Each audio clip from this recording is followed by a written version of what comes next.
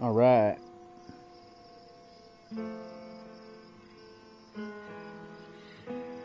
Alrighty, let's see here. Then I push square. Why is there not very many? That's all? I guess that's just the Americas, but I guess in America they only got one page. What if I put all?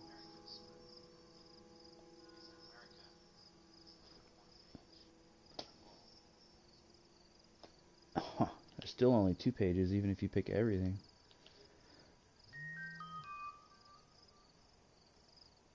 Okay.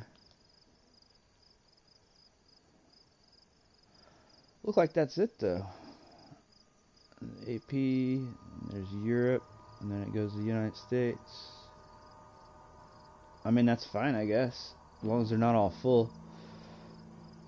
But like, see, I like to get right in the middle of all the lows, especially because I don't know the maps yet. I don't want to be like right on top of a medium, you know. Like if I pick this one, I bet you this one will turn into a medium pretty soon. And if I get somewhere dug in the middle here, although I might pick United States because it probably runs smoother. I might pick like right here in the middle. Let's see what that does. Alright, well here we go. Let's see.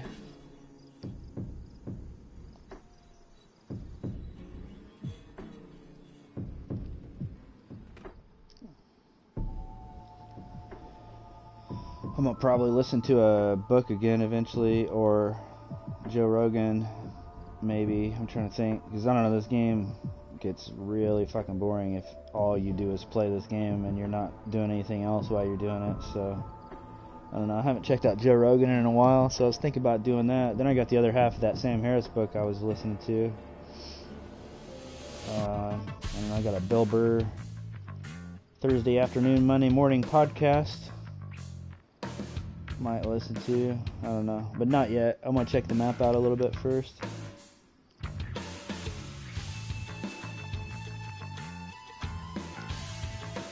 He calls it the Thursday afternoon, Monday morning podcast.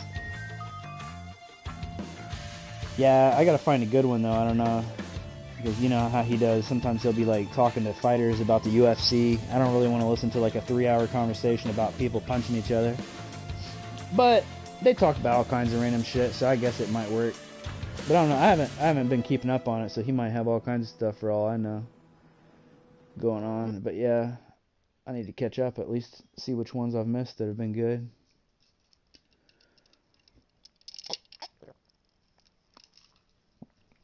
Yeah, I don't really mind as much having to spend 2-3 hours trying to get a bunch of shit just to die if I'm at least listening to a podcast or a book while I'm doing it, because I'm like kind of playing the game just so my fingers are doing something, but what I'm really doing is listening to the book, you know, or kind of both, obviously.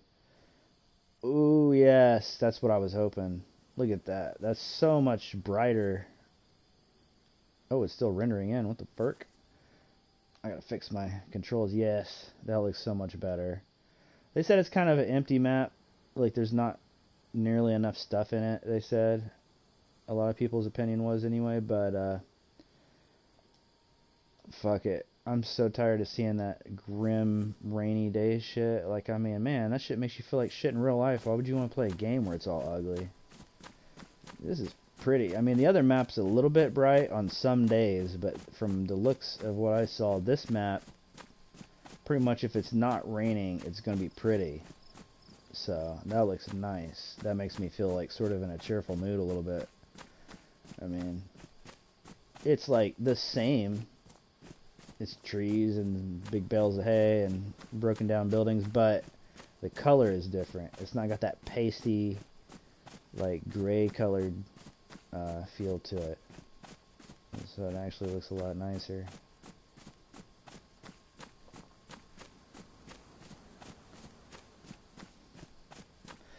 It looked like, I'm sort of guessing, I haven't done that much research yet, and I don't even know where all the stuff is or anything on the first map, but from my understanding, on the first map, like, there's 2 main areas, basically. There's a military base, and then there's the airfield, and that's it. And then, aside from that, there's a couple tents that you can find, because I found them once and they were just like down a road.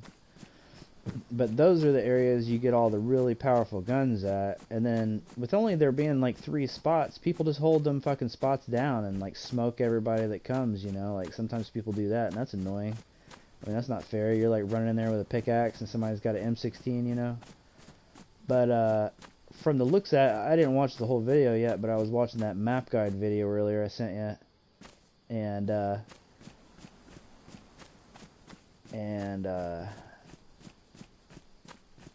there's like a few places that has guns on this one. For one thing, there's like bunkers he was showing. There's like 5 different bunkers, he said, that are just like out in the middle of fields. Like, I don't know what field, but I'd have to watch the video again a couple times.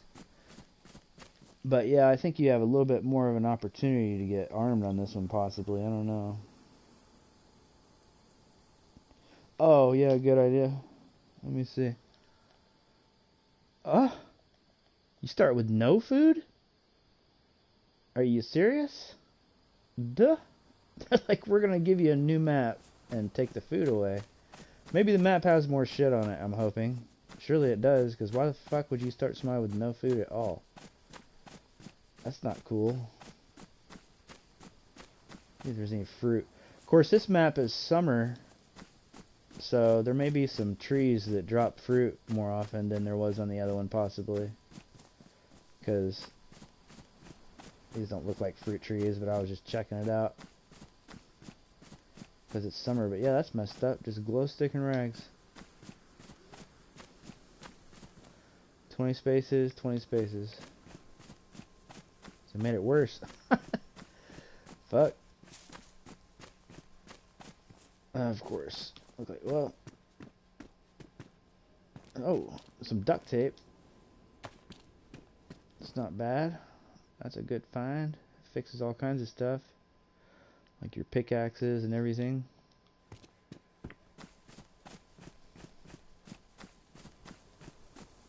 It may even be able to repair guns too.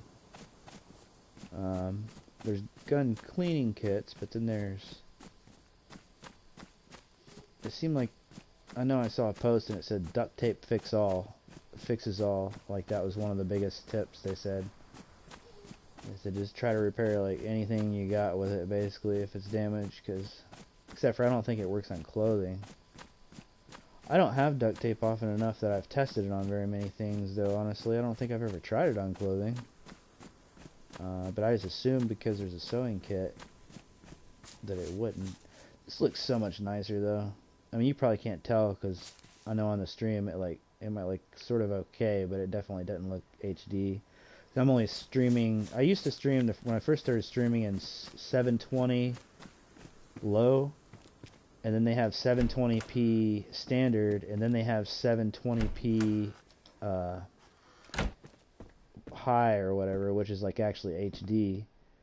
But I've tried that before, and it's like even though I have super good internet, it still can't handle it for some reason. And I'm not sure why. Like other people don't say they have any problems, and they stream all the way at the maximum HD.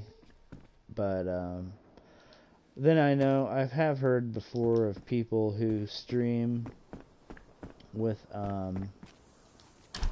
their computer, which is probably obviously going to be the best way because you got like a totally different machine handling the streaming part of it instead of draining resources off the actual system itself. So that'd probably be the best, but I'm not exactly sure how to do that. But I've heard of people doing that before. Like they'll have their computer hooked up to their PlayStation somehow, where the computer is doing the streaming and the PlayStation is just handling the game, so it's like separated, you know.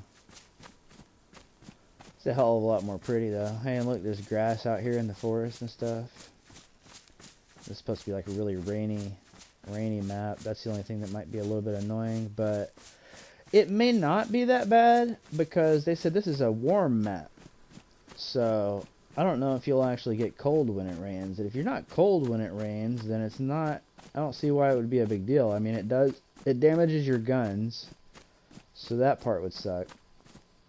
But I think it damages them slowly, probably, and... although I'm sort of guessing. But, This map's a little bit jerky, but the other maps are jerky too sometimes. So some people were kind of pissed that they released this, and they're like, what the fuck? This game's been out for like 6 years, and y'all still haven't gave us what we paid for yet. Like, a lot of people are making comments like that, because the game is very buggy and jumpy and glitchy. But I don't think those people understand, like, I really don't think they're going to fix it any better than this. And I think it's good enough. You just gotta get over it. Like, I don't think they can. It's like, well, hello there. I'm unarmed, so you can kill me if you want, but I literally just have rags and a glow stick. So. Hey, take your helmet off. I can't hear you. Oh. Oh, yeah. Forgot about that. There you go. There you go. Yeah, I said, I'm unarmed, so you can kill me if you want, but I literally just have rags and a glow stick and some duct tape and some disinfectant. You can have any of it you want, but yeah, I'm totally unarmed, so it's up to you. How's your food and water doing? You don't start with any. I just now started like 5 minutes ago. I just got this map, so. Yeah, same. I've been looting up.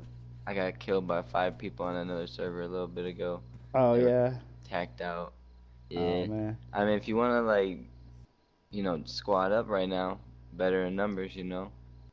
I mean, I'm really bad at this game, so I just got this map. I don't know anything about it, and I don't know. I might hold you down more than anything, honestly. I'm just being No honest with matter you. even, I got a buddy that I'm trying to find as well, so. Oh, yeah. Well, I might walk Yeah, around so. with you for a minute. Do you know anything about this map at all, or? Yeah, I got the map downloaded on my phone. Oh, okay, okay. Are you using that? I've heard other people say use that. What's it called? Eyes or Vive? Yeah. Is that what you're using? Okay. I looked at it a little bit, but then I couldn't. I don't know. I guess I just need to look at it longer. I couldn't even figure out like how you were supposed to use it really. Like everything on it's in a different language, so I was like, what the fuck? I don't speak any other languages.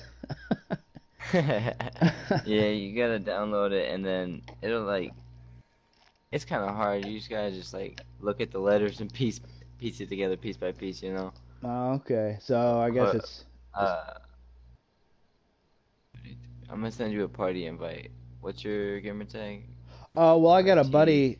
I got a buddy. That's the only other thing is I got a buddy watching me, and he's watching me stream on YouTube right now. So if I got in a party chat, he Uh, wouldn't be able to hear me. So I got you. uh, I got you. actually, and I also realized that's like a very bad tactical decision for us to walk around talking where people can hear us. So I don't know. Like Yeah. I appreciate the offer, but that probably would actually be a bad idea because if I'm talking to you like this, we're gonna get killed probably really fast, aren't we?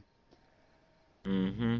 Yeah, well, I mean that's nice of you, but yeah, he's watching me right now. He doesn't have this map yet, so he was kind of watching me play for a while before he decided to buy it. So I got you. Could I use some duct tape real quick? sure, you can just have it, man. I ain't even got anything to fix with it, and Oh I'm shit, probably thank you. more than likely gonna die on my first run. I'll give you the disinfectant too if you want it. Just go for it. Oh hell yeah. Thank you. Yeah, no problem, Whoa, man. whoa. I already plan on probably dying my first 5 or 6 runs before I start figuring anything out. Plus, I haven't even done any research, like I said, so I'm just gonna be kind of wandering around blind. I feel that I was just doing that, man. Yeah. That's why I'm like, I'm just now figuring out what everything's getting used for and What do how you to do think certain so? things. What do you think so? Oh, are you just getting the game, or are you just getting the map? The game of map. Oh, okay. But Hey, walk with me. you've played the other map for a while though. Oh yeah. Ah, okay, okay. Yeah, see, I just got the game like 2 or 3 days ago, so the other map I haven't even figured that one out yet. But I mainly bought this one because it's green and pretty. I couldn't stand how ugly that other map was. Like, Yeah, I, the other map was crazy. I mean it's a nice map as far as like the layout and stuff. I think it's huge, and I don't know, that part's cool, but it's just always grim. Like, you know, the clouds are always out, and Yeah, it's raining a lot. and then you're cold on the game all the time. I don't know. This is nice though. I like summer. Hmm. I like summertime, green trees, green grass. This is actually pretty. Hell yeah. Oh, this is the spot where I was at. Okay. But yeah, right on, man. I'm gonna probably break off from you because I don't want to get your ass killed. I see you've already got a pretty good start there, so. Well, I was gonna say, if you want to just help me get together this car, I could take you wherever you need to go. Oh, you just need help. You know where to get any of this stuff? Normally just in like garages and stuff. Oh, you okay? Okay, I didn't know if you already knew Wait, where it was oh or not. shit, I don't know if I should. Oh, no, I don't know if I should drink that. I gotta empty this bottle out right quick.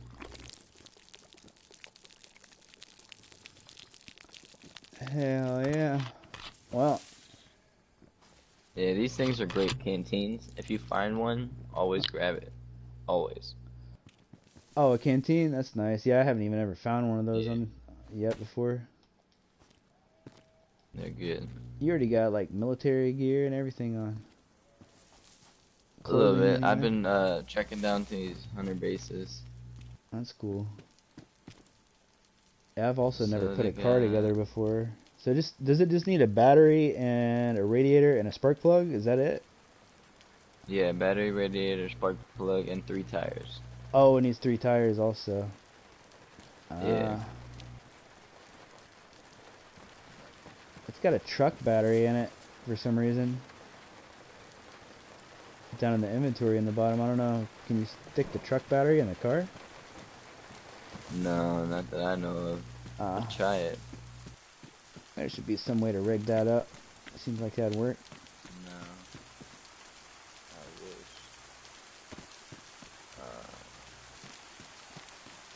We better get in. Hey. Oh, I'm like, man, I didn't know you had a bandana on. I was about to be like, oh Oh shit. yeah, I forgot. I should have told you I just put that on. Yeah, it came out of nowhere. You can hear it. One sec, I'll be right back though. All right, I'll try to watch your back.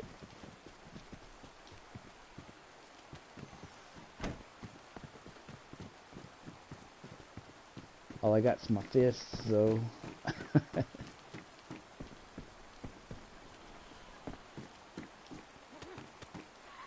Uh-oh, what's going on?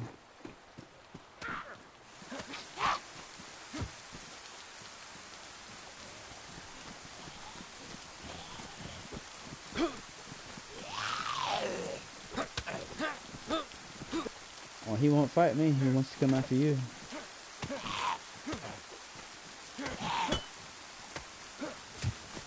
I need that backpack he's got on though.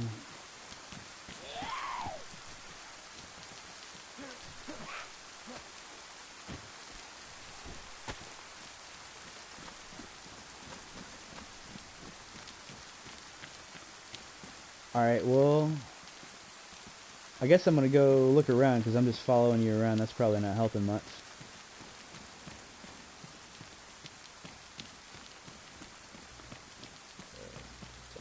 I was in the party with my friend.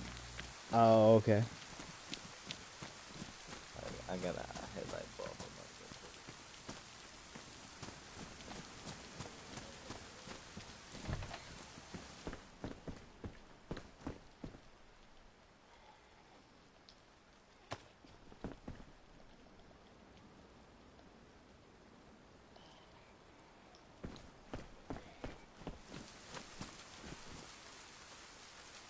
Take counter 2 hood.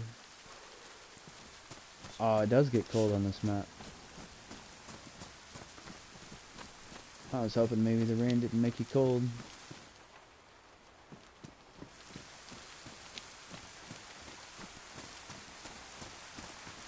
Oh, can I take tires off other cars? Oh, I don't have any crowbar or anything. Maybe I could have had a crowbar, or I mean a tire iron.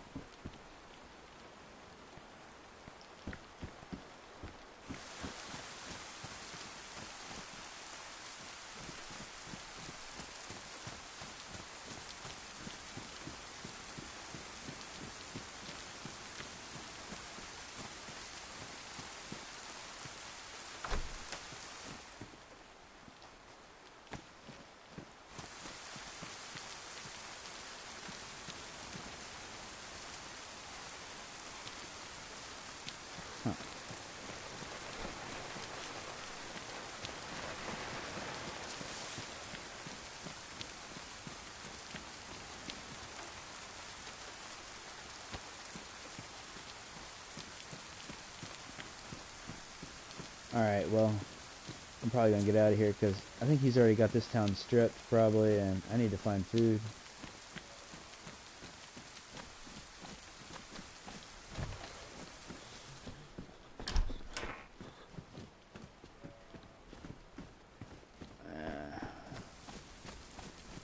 I think I need to get away from this area because he's probably already stripped this whole area, I bet.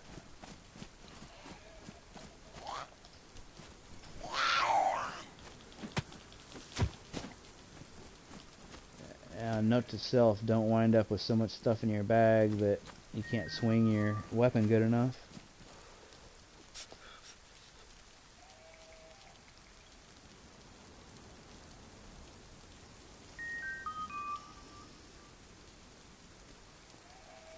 Huh. What the hell is Amazon Fire Stick?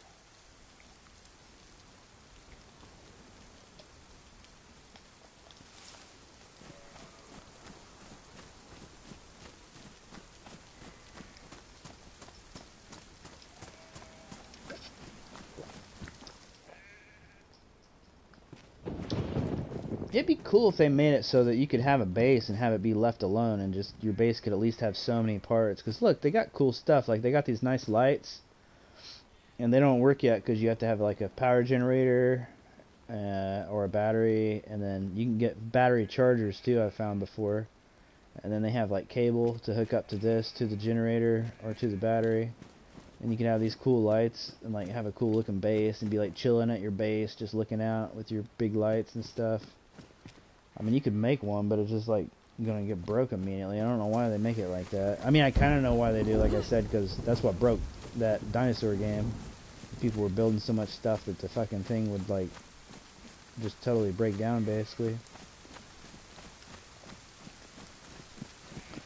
Man, I wish I had a knife. Right there, some big animals. I'd be set on food.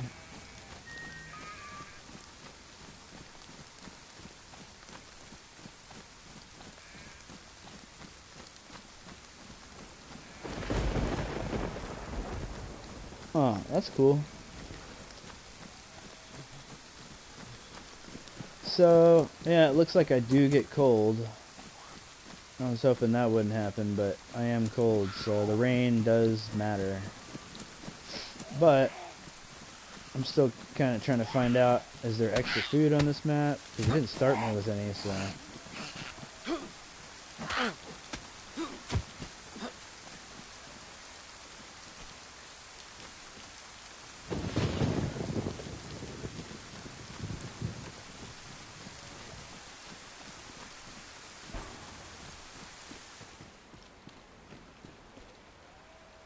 BK-18.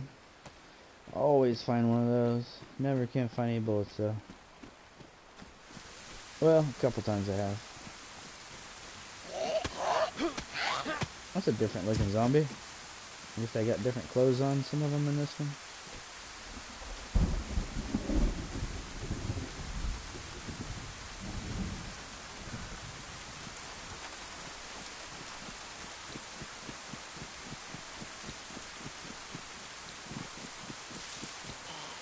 Well, I still haven't found any food yet.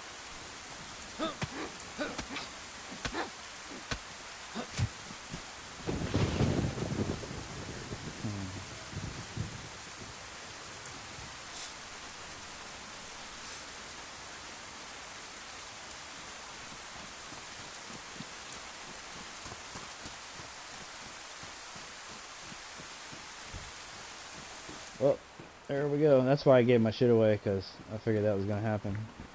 I'm already fucking dying, so might as well give it to him. Plus, he could have just killed me and took it anyway. I started to say I just have a glow stick and cloth and not tell him I had the other shit, but it's like my first time on this map. I'm like, fuck it. I figured he was probably going to kill me anyway after he talked to me for a second. I figured he'd just kill me right afterwards.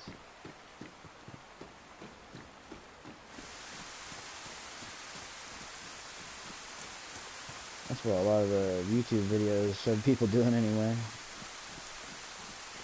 I've seen both sides. I've seen like one dude who was trustworthy and he would try to be nice to people, and then they'd kill him. And I see another dude that acts trustworthy, but then he would kill everybody else. So it's like, one way or another, hey, I got a hacksaw. That's what you need for, if you're gonna make those planks to bury shit in the ground.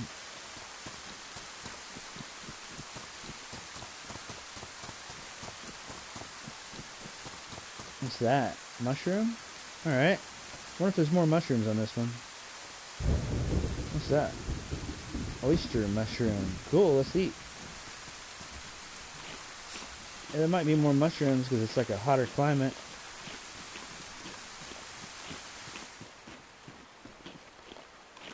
Give me a bunch of water and no food. It was barely giving me any food because I'm so wet.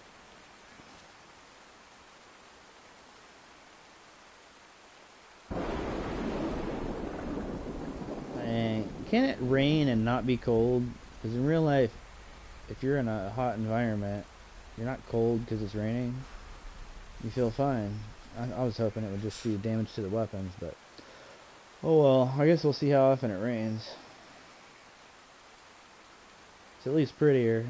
I already like the colors a hell of a lot better.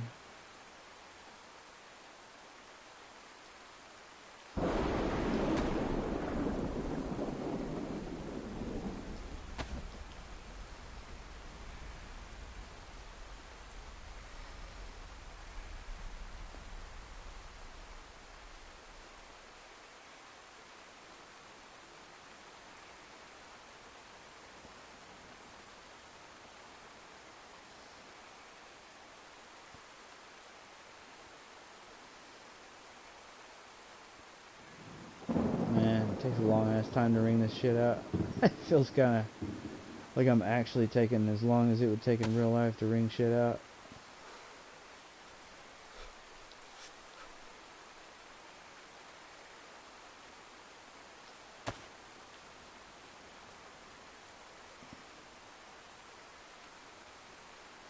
I was hoping maybe if I got all this dry and then put it back on, and there we go. See, now I just went up to warming up. Now maybe that mushroom will do a little bit, that other one I got, but probably not. I think they're mostly water.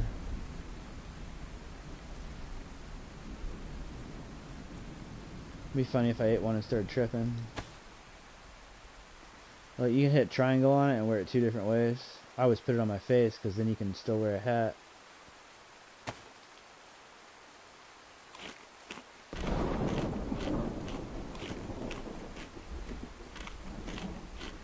Well, that one might be doing something. It says triple bars up.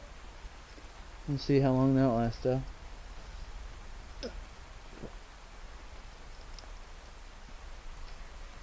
Oh.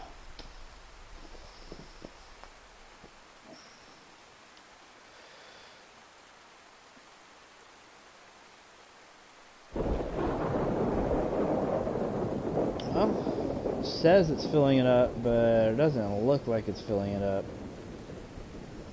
Yep, that was it. Mushrooms suck. Man, did that even do anything? I think it looked like it did, but it didn't seem like it did. It's like, that's like exactly like what that pumpkin was like. Well, I can't stay here, even though I just wrung all my clothes out, because I'm gonna die of starvation by the time this hellacious rainstorm ends.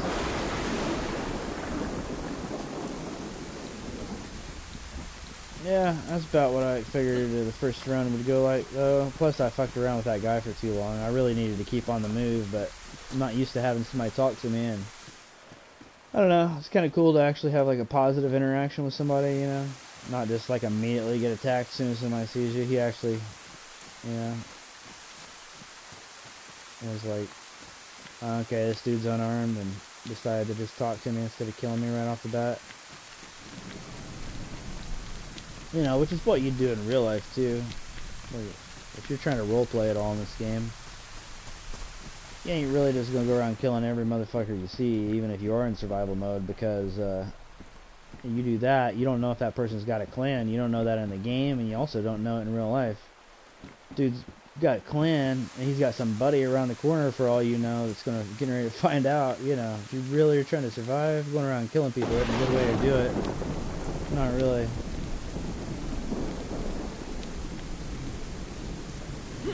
So if you're really trying to get into the role play of it, you know, you'd actually be trying to talk to people. You wouldn't be trusting people necessarily, but, you know, if you could talk to them, that'd be a hell of a lot better than trying to fight them most of the time. Then depending, you know. And then, hey, a small stone. I'm getting ready to fucking die, so I don't know why it matters. But then again, if I found a chicken... Actually, if I found another small stone right now, there's been animals. I may survive. Hey, look at that. I might survive. Let's make a knife. Make a knife real quick. Take this axe, hopefully, and go split open the dome of one of those goats I saw earlier, maybe.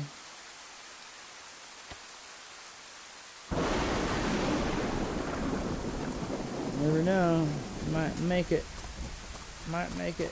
I just gotta find them animals. Oh, I hear something. Thought I heard an animal just now.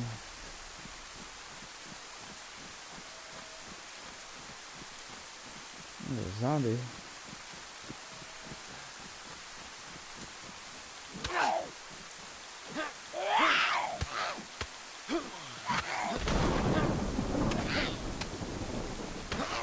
Okay, let the stamina refill. I think that's how I died before. I didn't let the stamina refill. There we go. Oh, well, plus I didn't have enough to refill.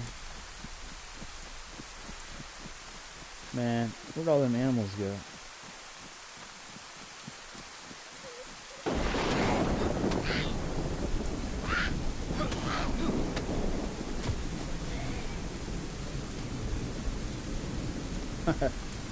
Shit. I was hoping something would have something. You think if they start you with no food, why would they do that? It was already bad enough before. I think if they're gonna start you with no food, that they would compensate by making there be a lot of shit to find.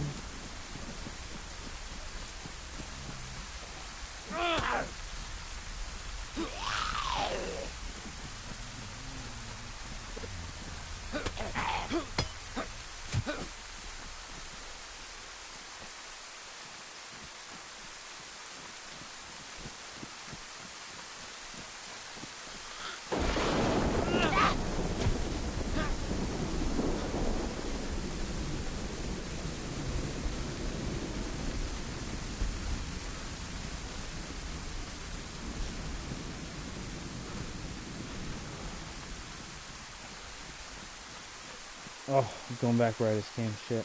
No, I don't have enough time to run anywhere.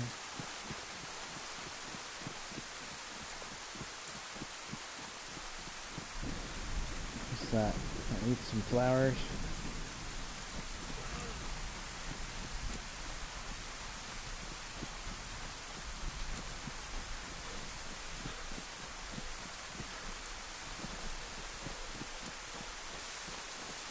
Hey, man. Are you still over here? Hey, dude.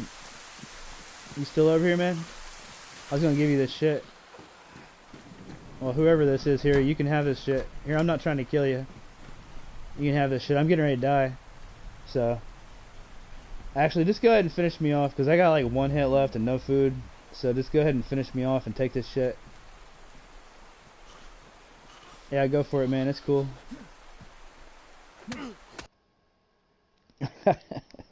Might as well. I had a few things that'd probably be useful for him. A hacksaw and a empty gun and a hatchet. Oh, I had a rock knife too. That'll be nice for him if he doesn't have a knife yet. And then he'll probably kill me later. I mean, actually, technically, I could have ran in there and split him right in the back of the head with my axe if I wanted to be a real douchebag, but I don't know. If that's that guy that was being nice to me earlier, I don't want to be that way. Somebody wants to be cool, I'll be cool back. But, you know, like, once I get a gun, I'm probably going to pick people off from a distance and ask questions later. But I just figured that was either that guy or it was his friend.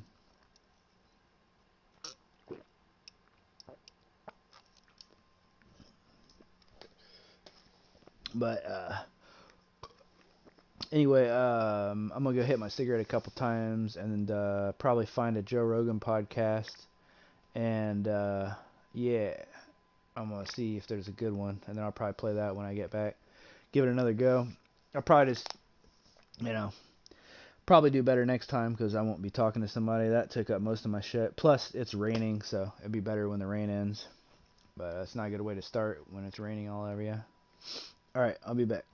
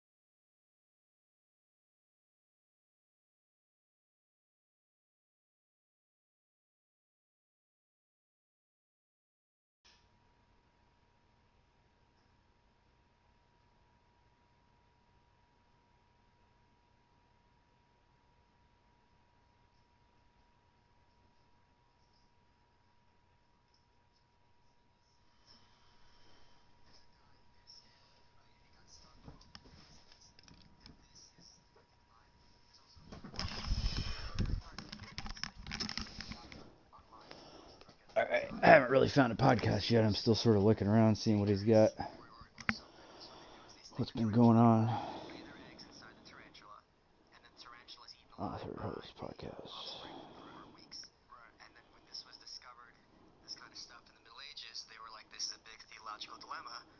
God, why would God make this happen? Red Bean. Red Band. Comedian. Hello, Joe. Happy New Year. Happy 2020. Happy 2020. Yeah, sure. Doesn't sound real. How about one with a 2020 comedian? sounds like a fake number. Like, we're in the year 2020. That's like a movie about the future. You'll have to tell me if I get this like too close or too far away from the mic. I don't want it to be coming over the audio like a terrible noise, you know? Estimations about the future. No one ever underestimates. Everyone overestimates, right? Like Space 1999. I'm probably going to get a Remember that copyright show? strike. That was I'm older than you, but Well, I'm that not show was on TV. People thought that in 1999 monetized or whatever, so I don't think it'll matter, but still I'm playing other people's material, so I don't know what the rules are on that. They might ban my channel for this, but fuck it. This last year, 2019. Wow, they missed that, huh? Yeah, because it's funny when they show it. This is Brian Redbean, is a comedian and author and founder of the Death Squad podcast, New York. Also look for him on Kill Tony. Available on Apple Podcasts and YouTube.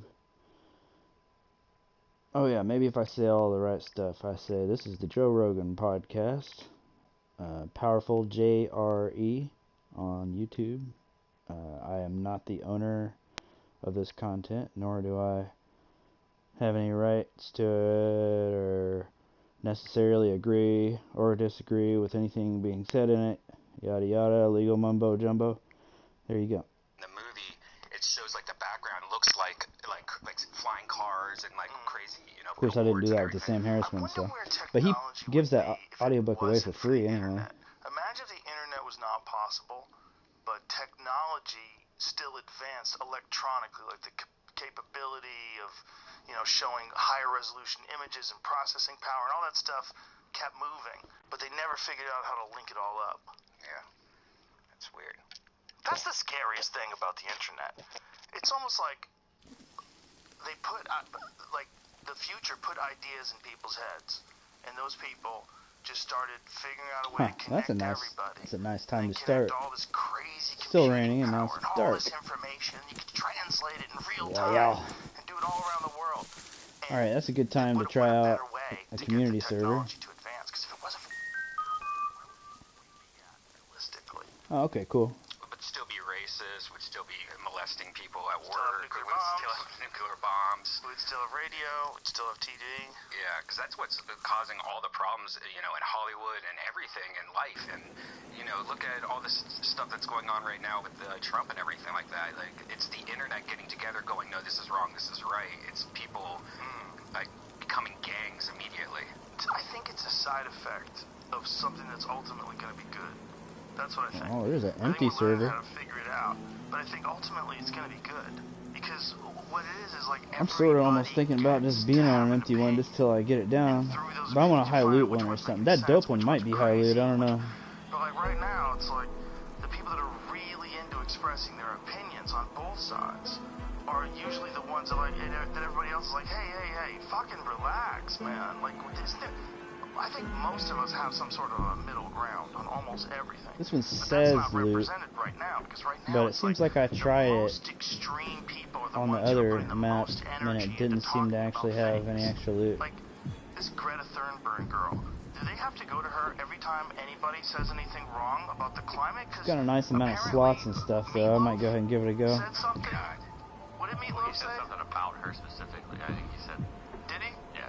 Oh, I thought he had a I read the headline I read, and I'm a fucking sucker for clickbait. You might want to leave that music turned up just a little bit like I did, because there may be music in the game, like the cars might have radios, and somebody could be driving down the road and you might hear it. I'm not sure.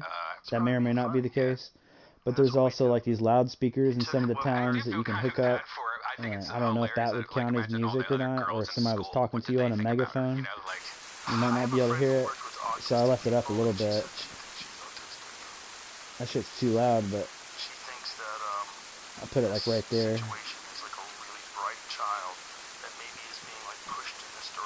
Oh man, it's raining so loud I can't even hear. I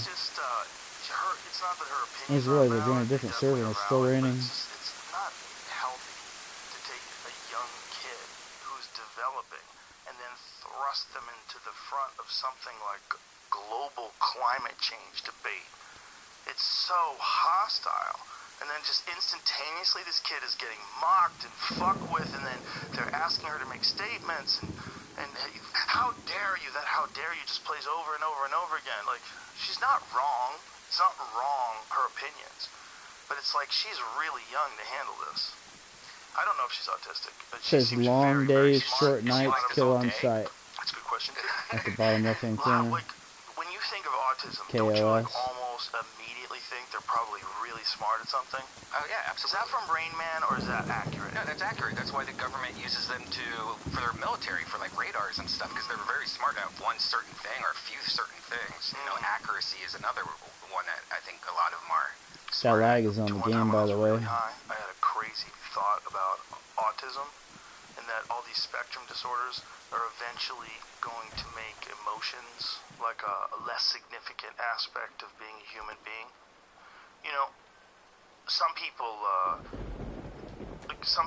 they don't have any control over their emotions, right? They fly off the handle, they're nutty, they cry, they scream. It varies, right, with all of us. Wouldn't it be like more efficient if that wasn't the case anymore?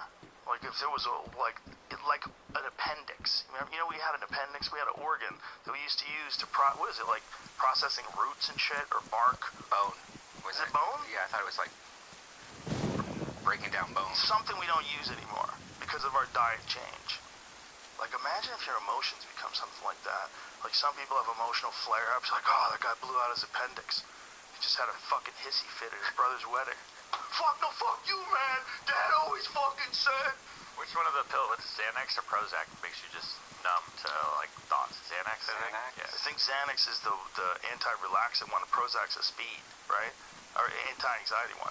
Xanax is anti-anxiety, right? So, yeah. It's like just pure Xanax all the time. Like Somebody Xanax. told me that when you take that, when you get off of it, Joe. it accentuates the anxiety. Neither like one once of you get those there's is like right. a rubber band effect. But then a doctor told me that's I horseshit. mean, it's used So I'm for gonna go with the anxiety, doctor. but it's so many not people, maybe it's because they forgot how not bad like a anxiety Xanax. is, and then they get it back like fuck, and you like maybe because you took a Xanax, break like, and you super know what it's hardcore like to not have anti-anxiety, anxiety, but then and the Prozac, reality of being on the natch like all kinds of shit, like is just even more antipsychotic discomforting.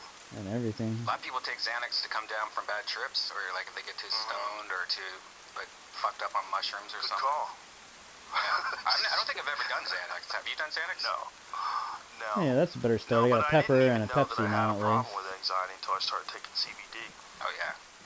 Once I started taking CBD oil, I was like, wow, I feel great. I understand why they don't do it on the Like, regular so server. What's your normal CBD? Like, what do you Why take? would you I want to do a make lot the of loop lotions. so that you can I barely use ever a find bunch of it? different I'm like, companies, how the hell are and a you bunch ever of supposed to different get kinds of started if stuff. it's like Some of that? them are gummies, but mostly I like oil. I And, mean, sure, if you're CBD already like MD going, you got shit is one of the buried everywhere, sponsors. and They you're send good to me a go. bunch of their stuff. That's It's the other great, problem man. they Just said squirt it under in my the tongue. main Yeah, servers, I just chill because out. they made it It so just people does can something bury to you where stuff. it's not getting you high, but it is giving you like this If feeling somebody, of lightness. there can only be There's so a many little of bit, certain just a kinds of little bit. guns. So like Just this to one gun, there can only be relax. like 10 or And something it's, like that. you I don't know, know what the number Dave is, Foley but had really if fucked somebody up buries arthritis. 10 of them, you'll never CBD find that gun tincture, CBD oil, until you find completely their fixed it, burial just spot or until the CBD. burial spot He used runs to not out. be able to straighten his fingers out just from a fucking arthritis.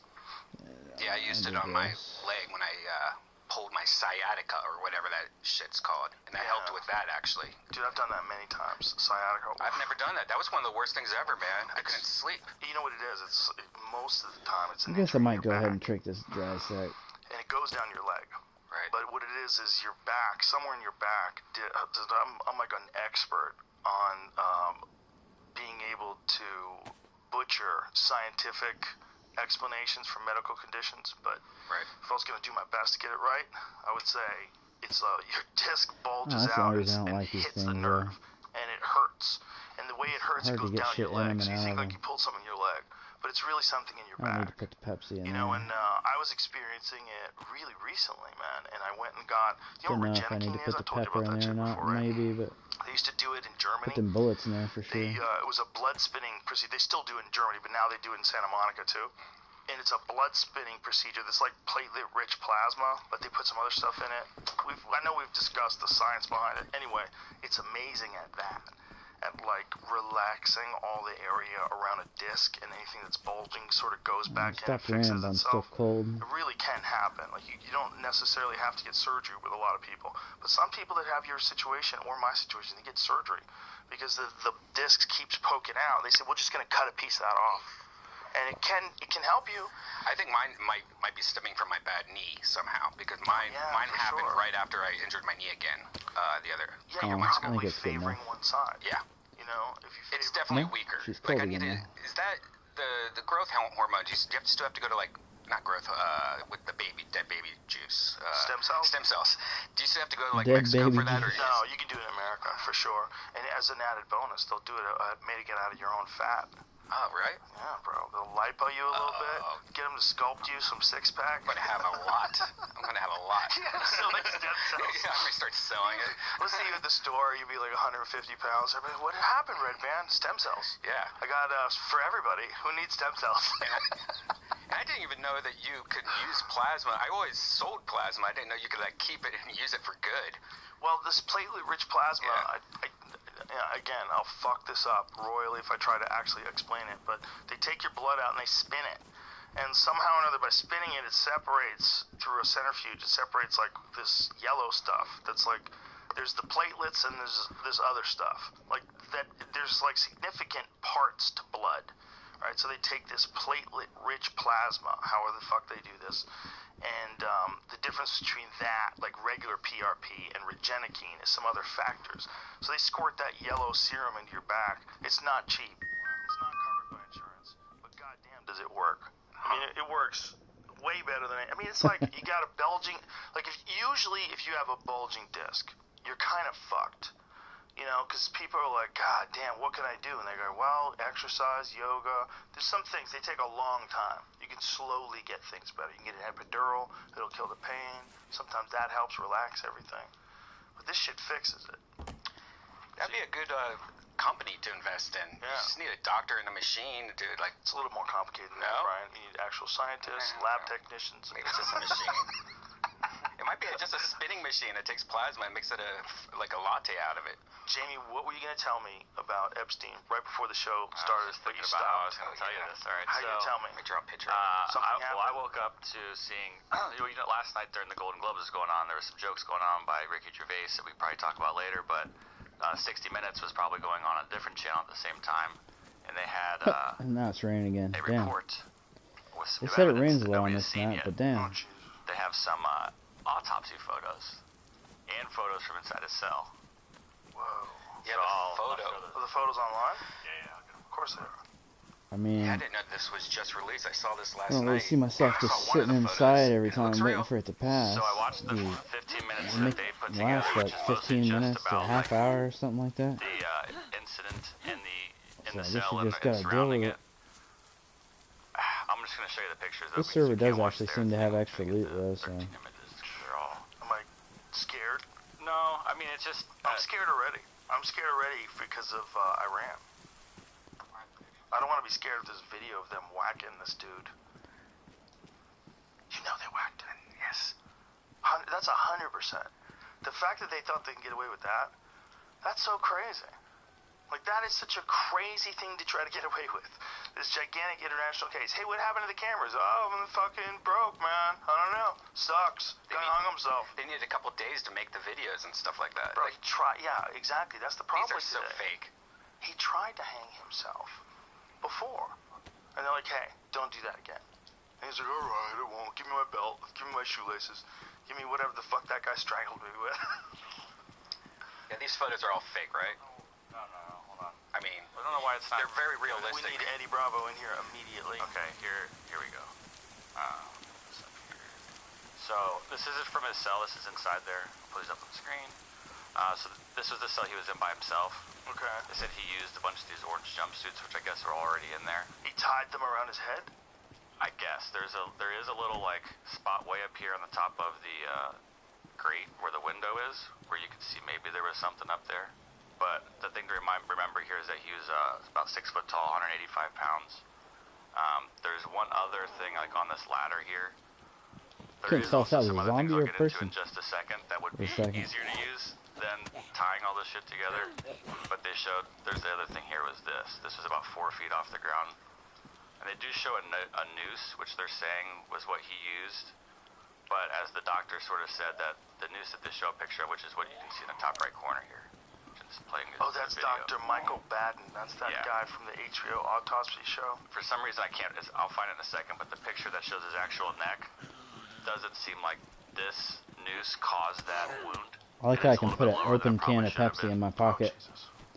And it doesn't so they're showing spill. some of these other, this is some of the pictures of him. This Nope, is the, I got the 2 rolls bone of in his duct tape. jaw, the Oh, it puts them bone together. His jaw was broken? Well, there's cool. the fracture that they said wasn't consistent with hanging. It's more consistent with a murder or homicide. And he said, this is Baden's words, is that usually he's seen it in maybe like 1 bone break, and sometimes 2, but there were 3 fractures. And he says like he's almost never seen that in any of his cases he's ever looked over. And you would think it would be, if you're gonna hang yourself from such a short distance, it would be even harder to get a fracture like that, right? Because you're not like jumping out like in an old Western movie, like Clint Eastwood movie, where they would hang him high. So the one thing that they also had in here was he left a note. Oh, Jesus. The note said like there was like 4 things. It said first that it had the name blurred out, but it said this person left him in a shower, locked for an hour. It then said someone else gave him like burnt food, and then bugs were crawling over his hands, and then he just wrote no fun. But there's a ballpoint pen like the one I have in my hand sitting right next to it. Now, like if you knew he was on suicide watch, you wouldn't give him a ballpoint pen that he could kill himself with. Jamie, you should be a goddamn detective. Well, this is what they're saying. And he had his sleep apnea machine was in there. It was you could see an extension cord coming from the hallway into his room. That he could have just used that to kill himself and hang himself. Or the 9 easier. jumpsuits. Why does he have 9 jumpsuits? Yeah, the jumpsuit thing is freaky.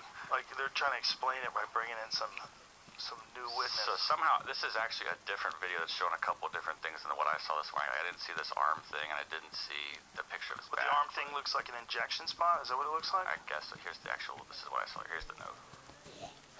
What does it say? This is It's not 60 Minutes. Get their watermark all over it. It's so funny. Sorry, 60 Minutes. Nope. Thank you. Oh, Thanks shit. for getting this. And he's like So fell it from the says, kept sky. me in a locked. It's blurred right here. It says the name is blurred. Kept me in a locked shower stall for 1 hour. Neck or someone I don't know the name. Send in burnt food.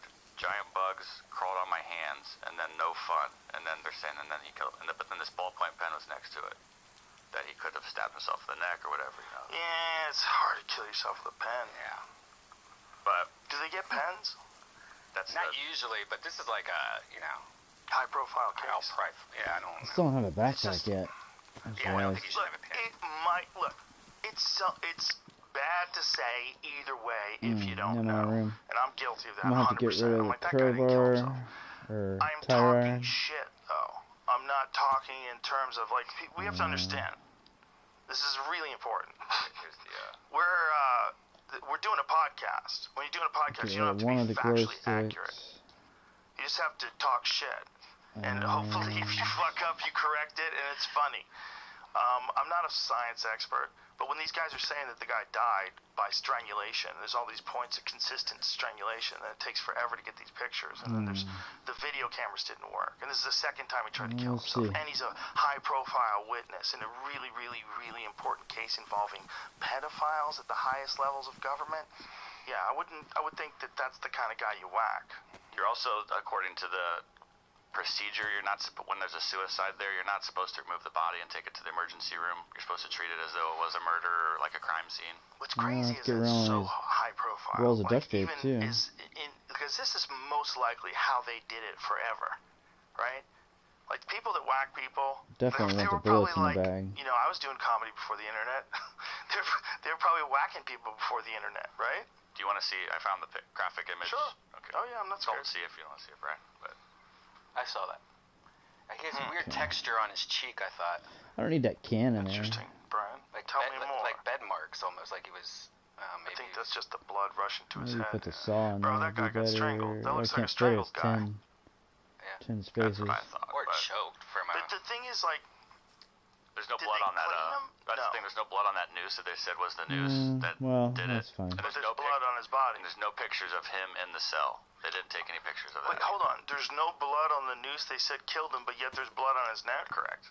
That was pointed out by the Well, that's reporter insane. in the scene. That's insane. That's impossible. No. If there, did they really do a test of the rope that they supposedly said Just show a hung him? picture of it, and it looks very clean and picture. unused. And Well, it is orange. Maybe the red doesn't show up that clean on orange. Can we look at it again? I think we should probably look. I want to say for sure they killed him. and the lawyer she's talking to in the piece is his former cellmate's lawyer, and he's just, no, it's obviously. Bro, the former cellmate is my favorite part of the story. Yeah. A gigantic ex-cop who's a murderer and a drug dealer. And he's fucking huge. He's a gorilla. A straight-up gorilla. A big Italian gorilla. And they put him in jail with that guy? Come on. Oh, dang, I got all kinds of matches. They probably... talking about right come on. Look at his neck. Okay, so they're examining the thing. This is Dr. Michael Baden from HBO. Correct. And he's examining the thing that was supposedly used to kill him, and he's saying there's nothing on The it. glow stick And doesn't he's need to be showing in the there. actual lacerations around the neck that show clear blood. And he said it's too low in the neck, too. That's her Basically postulation out right of here. She space. says if he did what you thought, like which would have been like leaning forward on the Really ground, need then a it bag. probably would have been a little higher under the jaw, not down at the base of the neck, kind of. But it's still a bit tough to say. I Well, guess you weren't there. I would imagine if you're killing somebody like that, they're trying to get away. People that are trying to get away from that. Right, if you're killing them from behind, if that guy's holding them down. Oh, come on, man. Look at his neck. Wow, more soup. This server definitely has loot. So Hold on, though. Is any of that actually breaking the skin? The thing is, it looks like a wire. It looks like a wire to me. It does look like a wire. that's why it looks way too I thin hate to be to, that. because Yeah, these things are hard to find yeah, sometimes. Well, that it probably thick won't be on cloth this server. I mean, I maybe. guess I'm gonna drop the Maybe hacksaw that though. thick noose thing is really strong fabric. But that looks like a wire to me, man. But wouldn't a wire just slice right into your neck, too? Yeah, it looks like Guess I'll that's go ahead more and like eat blood this rising now. to the skin than an actual cut. Yeah, that's what I'm thinking, too. It looked before, though, like it was a cut. So maybe there wasn't really that much blood that actually came through the skin. And maybe all that cloth just, maybe it's really thin and it gets down like a wire. Like if you choke somebody with like a bandana. Right, that was also like not you good had, like food. one of them bandanas that hippies like put all on their water. dogs, and you choke someone to death with one of those things. I gotta think it's gonna make a very small mark. I don't think it's gonna make a thick mark. If you like got someone in like an Ezekiel It's choke alright, with I one got of those 3 things, cans it's of fucking, food, so Yeah, that's a strong. it would get thin, like where it was choking you, like the actual the point, yeah. probably gonna Yeah. have to eat one. Would that make a mark like that? I'm sure someone now is gonna go start myth busting like what it looks like if you do that test and like. They have to murder someone to find out if it's true. Just get another piece of shit. I don't know, it's raining on me so much, I might as well We'll stay find out later full, I today, I'm guess. sure. I'm gonna go The ahead whole and eat one of thing's these. so strange, man. Although, it's so opening it with a public. crowbar is The probably idea not the that a best, guy but actually had a fuck island. I mean, it's... That's what Ricky Gervais was joking about last night. Did you watch of course that? he was. Of course he was. No, but I did see the one clip that somebody put on the internet about him saying, don't virtue signal, just come out here and get your little prize, go fuck off, because nobody cares about your opinion. I was like, thank you. Thank you, Ricky. Thank you. that made Thank me lose God. like a That guy quarter of it. swings. He's out Damn, there almost swinging half from of the it. hip, chin up, Yeah, I need doesn't to give a find a fuck, knife. telling it like it is. I love it. He went after I Apple love in it. front of Tim Cook. They showed Dude, Tim Cook's How face. crazy I was wanted that shit? He went after Raviolis is Apple, good and he said food, if though. It gives ISIS you a opened lot. up a studio, y'all be sending your resumes. Is that what he said? Something along those lines? You'd all be like streaming service. You'd all be contacting your agents or something. Yeah, that's what he said. Like, fuck, man. Good for him. Those are all pre-written, right? Because they had to have this cuts ready to go. I don't know, man. He's Maybe so just went for it. badass. He might be able to do whatever the fuck he wants. You know, he's Ricky Gervais. He's got the ability to probably say, "Oh, I'll do it. I'll do it this way, and only this way." And they're like, "Okay, Ricky, we love you. We love you. We know you wouldn't do anything to jeopardize our amazing organization, and we all love working with you here at the Golden Globes. And it's fun. I mean, you stir people up, and everybody knows you're a good guy." And then he goes and hits him with genocide talk and shit. Like, hey! Apple must have been so pissed. Just getting away with using all that slave labor and nobody even noticed. I mean, it's another thing like this murder, right? It's like that's just how everything was done. That's just how everything was done. That's how they whacked everybody. Oh, And that shit. was how you got And I got things my built rags cheap. in here. They used slave labor, but Fuck. nobody knew. Nobody really understood until you saw things like Foxconn. You were like, wait a minute, this is a good setup? You guys are Think working about that. 16 hours a day, you sleep in the building? This is a good place? This is good? The stories of Amazon workers like running around and peeing themselves. Oh. Oh, yeah. Yeah, they have some crazy countdown thing that goes when they get an order and they have to run to go get it. Probably a fun job if you're into losing weight. Put on some ankle weights and shit, maybe a weight vest, and just run around that thing. You'd get a fucking vicious workout. That's making lemonades out of lemons. That's right, Joe. Everything's a workout. You could be working as I a need to waiter leave some at rags in Applebee's. my and regular that's pocket. Right. Think about it, man. Just with heavy weights I don't know, on I'm about ready to your ditch this waist. fucking dry sack. This No thing's one would driving me notice. crazy. Make it- I don't know, but then will the bullets You could have work a good workout while you're if they working. get all wet? The Apple thing, that had to sting. Well, he was Matches standing and right, stuff? sitting right there too. And they know. showed him right before he started saying it, but he What did did throw exactly in It's did dry you right say? now, What so- exactly did you say? something about Apple? using sweatshops and I don't stuff know. like that right in front of him. But I mean, Maybe I should keep it. Foxconn it's a sweatshop, but it's done like it's probably like the best version of a sweatshop. You know, like it's a real company and it's Best not- version of a sweatshop's hilarious. I mean, though. Foxconn works in the United States now, don't Right. they? So it's like at least, Do they? yeah, I think they actually have, or they're about to have companies here in the United States. I remember this is something that Trump had talked This about. helmet right? has Yeah. spaces On in top it, I of just the annual, realized. Sir Gervais, I think that's ended for his a light monologue by stick, telling but the one nominees, slot. So if you do win an award tonight, don't use it as a political platform to make And a then, political I speech. don't know what that's for. You're in no position to lecture the public about anything. You know nothing about the real world. Most of you spent less time in school than Greta Thunberg. Oh, maybe So not. if you win, come I don't know up, what goes in that accept your helmet. little award, thank your agent and your God, and fuck off, okay? Oh, the Yeah, swear 3 was beeped spaces out left. by NBC. He was also beat for his use of I profanity need a and 2 bag. other jokes. I don't necessarily One where have he to have called matches, but cats those are only taking one James space. Corden a fat pussy. So, it's not that big of a deal. And another where he Piece of discussed paper the can be same used as film's Judi kindling Dench instead of licking bark, her I think. ass. Wow. The comedian, however, also peppered the monologue with references to Me Too and contemporary issues. He started off by noting it was his 5th time hosting and therefore he didn't care what flack he would take. Then he punched in with a nod to last year's college admission scandal. I came here in a limo tonight and the license plate was made by Felicity Huffman. He said, good for him. It doesn't have that. He's a real comic. Doesn't have the Apple quote though. He's a real Steak comic. knife. That's a hey, look. There, That's right good. down. It Yeah, said, down a little. it said a little lower than that. It Apple said TV. Apple. Yeah. While discussing the addition of Apple TV Plus to the room, Gervais noted the irony of a Somebody's Me Too coming. themed show like The Morning Show being made by a company who runs sweatshops in China. You say you're woke, but if ISIS started a streaming service, you'd call your agent. I'm actually going to try a can of beans. We're gonna get this right, folks. I really believe this. Good for you. This is what we were talking about earlier about Ravioli. everything being bad. I don't think it is. I think it's just a lot of noise. There's a lot of noise. A lot of people yelling. It's swinging back around already. It's swinging back around. We're human. Yeah. You know, we have weird things where Might everything's just be changed. It's all zombies changed running now. back and Everything's forth. I'm not changed. sure. Okay. Sound like Relax. a person though. We're okay. We're gonna be alright. The world's fucked. We're fucked. It's all ending. I'm a little nervous about Iran though. That seems like real shit. That makes me want to get educated on the subject so I could really freak out. The one thing that made me feel better is when they were screaming Death to America recently. The I missed president the of one. Iran was like, well, when we say Death to America, we don't mean the citizens. We like the citizens. So we're talking about fuck you, Donald Trump, you know. Really? Yeah. They've been saying that for a long time.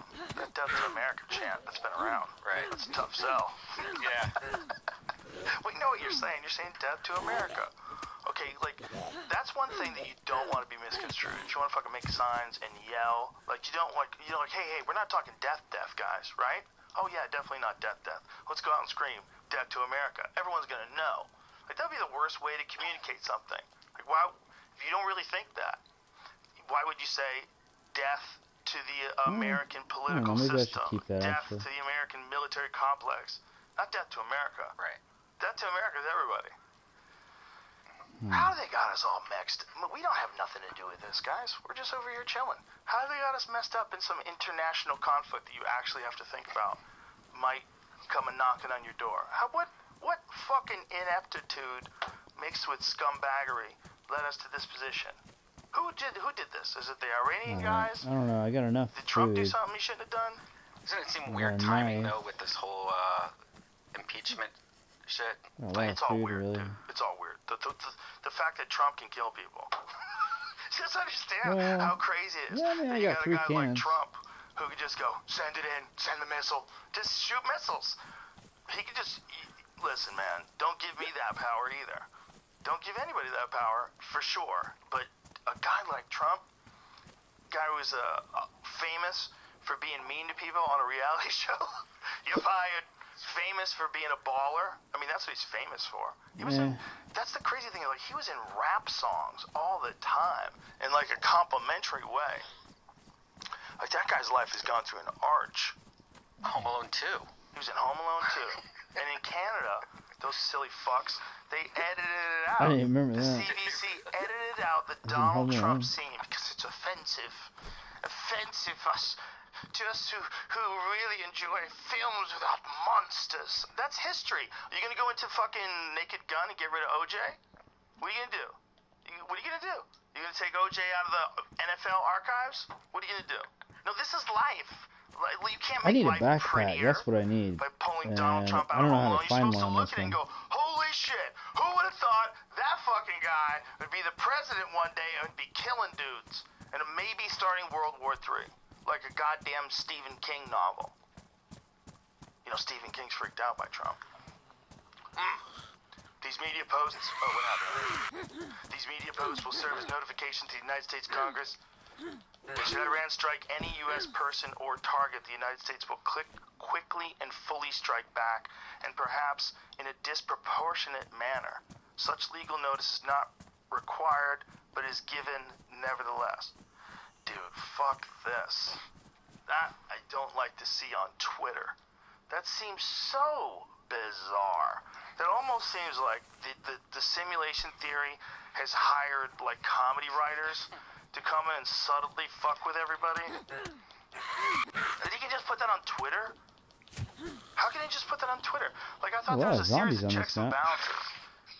You know? I mean, this is ultimately like one guy can have like an instantaneous press conference anytime he wants just by putting something on Twitter.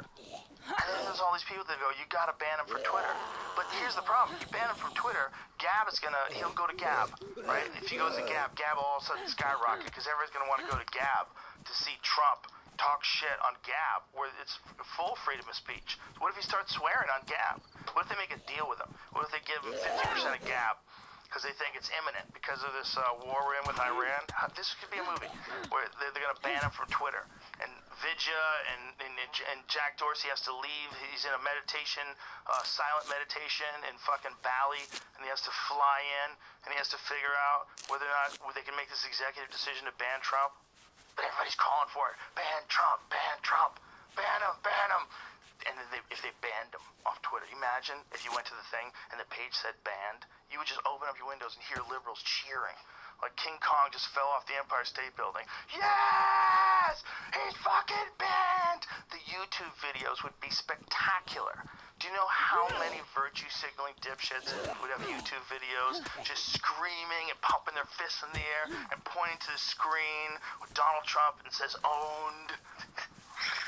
You know how many? It would be hilarious.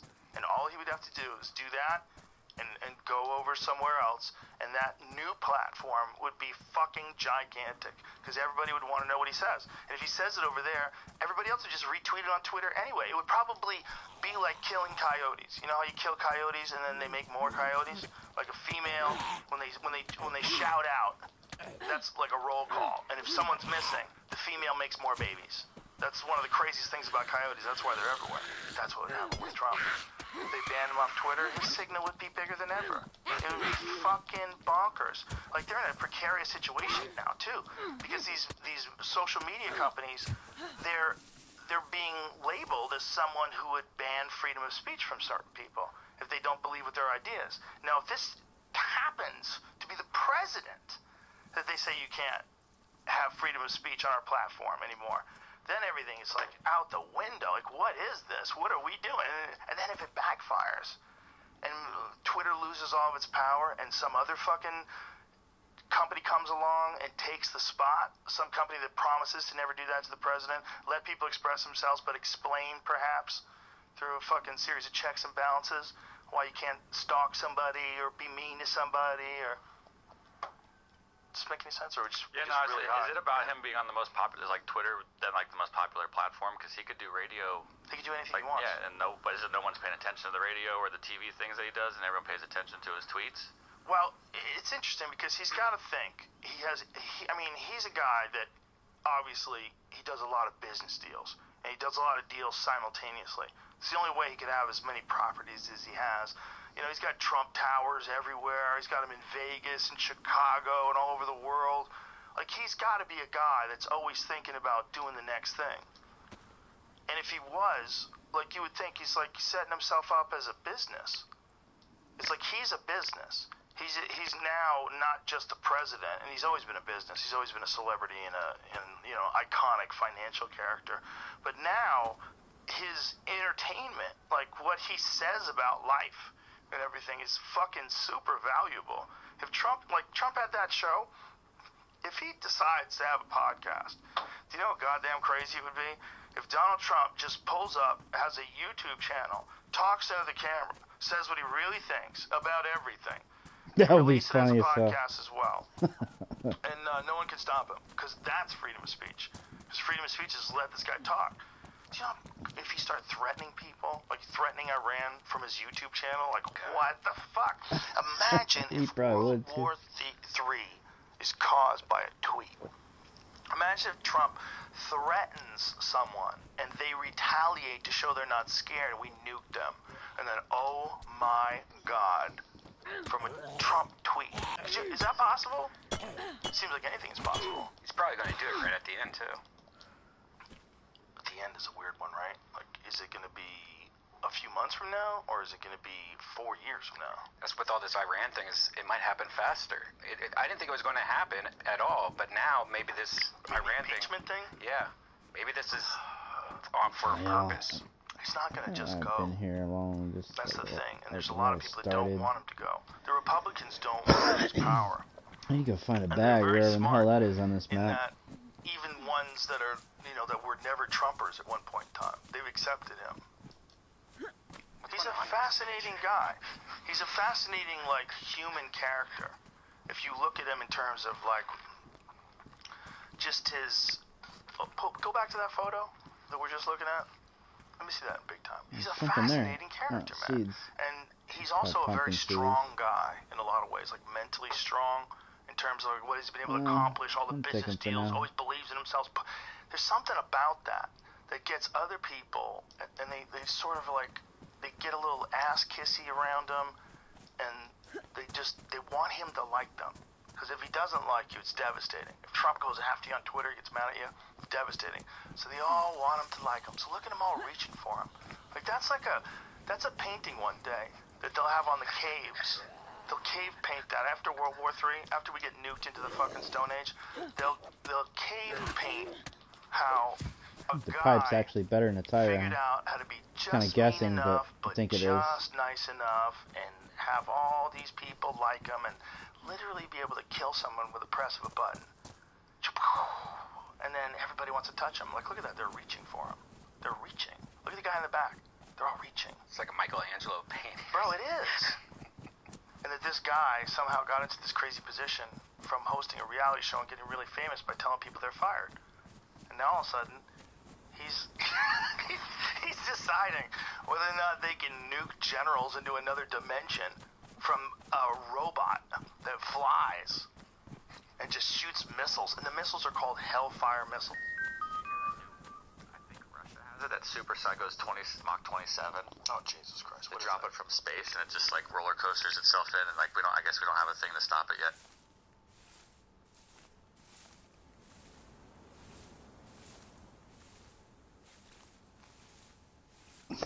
Nice. I don't even think I've ever had I've had bean with bacon. I don't think I ever had chicken wonton. I've had cream of chicken. That's good shit. I like taking that shit and then just dipping crackers in it and eating them like it's almost like chips and cheese.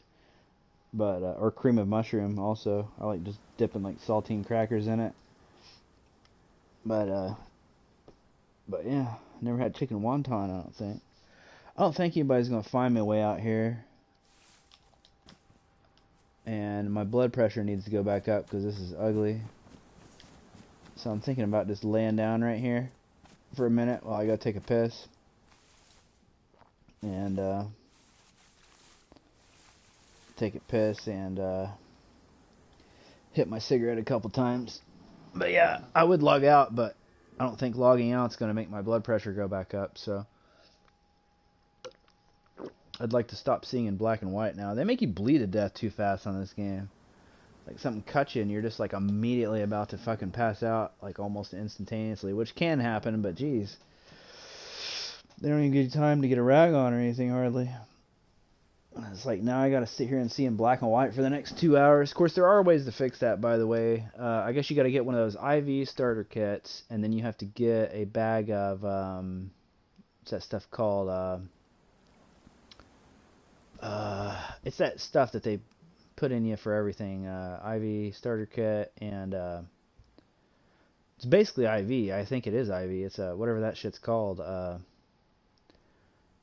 But anyway, yeah, there's a way to fix it. There's another way to fix it. Like if you have friends on, there's a blood test kit, and if you test your blood, you can see if you're O positive or B negative or all that shit, and then you can find a friend who has the same blood type as you on the game. Of course, it's different every time you spawn, I think, but if you find somebody with the same blood type, you can actually do a blood transfusion.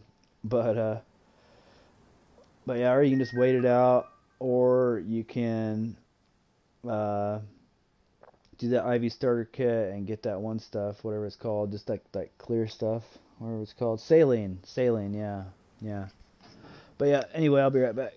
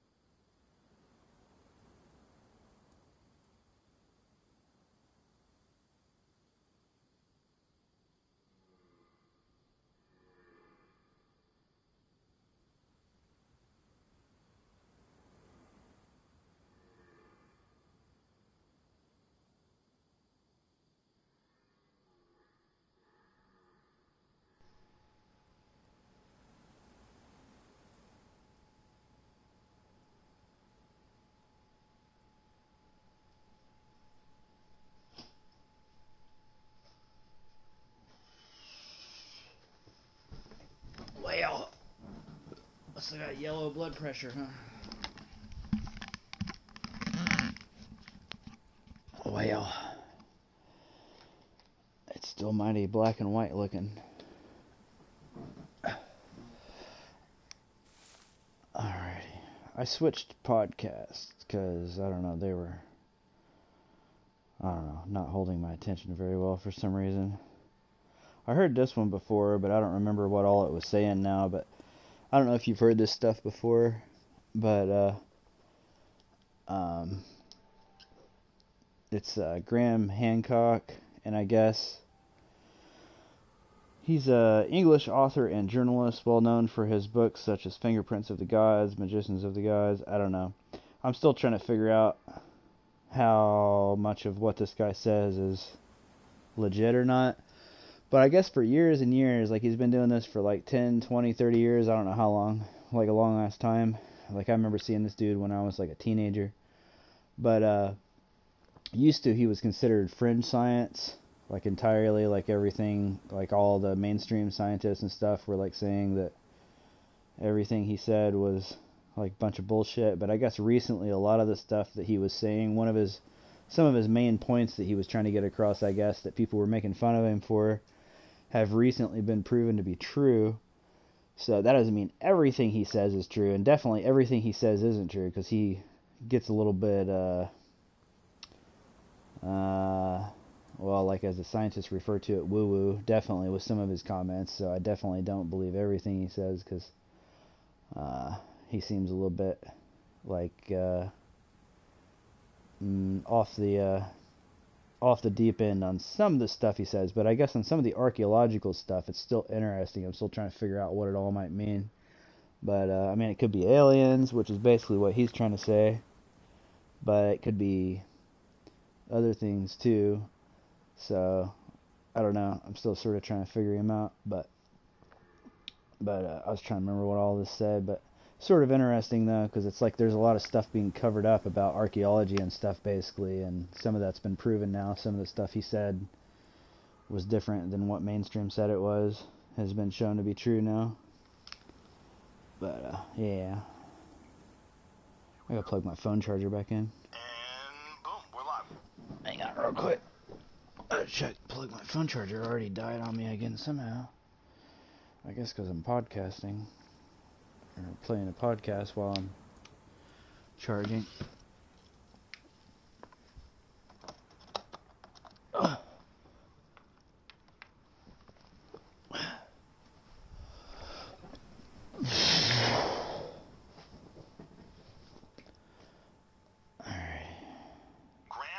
To see you again. Nice to be back with you, Joe. And we were just talking about your new book, America Before, that there's two versions of it. There's one version, and then there's a newer version that's a Barnes & Noble version that's specific to Barnes & Noble that has an extra whole chapter in it. That's correct, yeah. Yeah, and so they can get that at Barnes & Noble.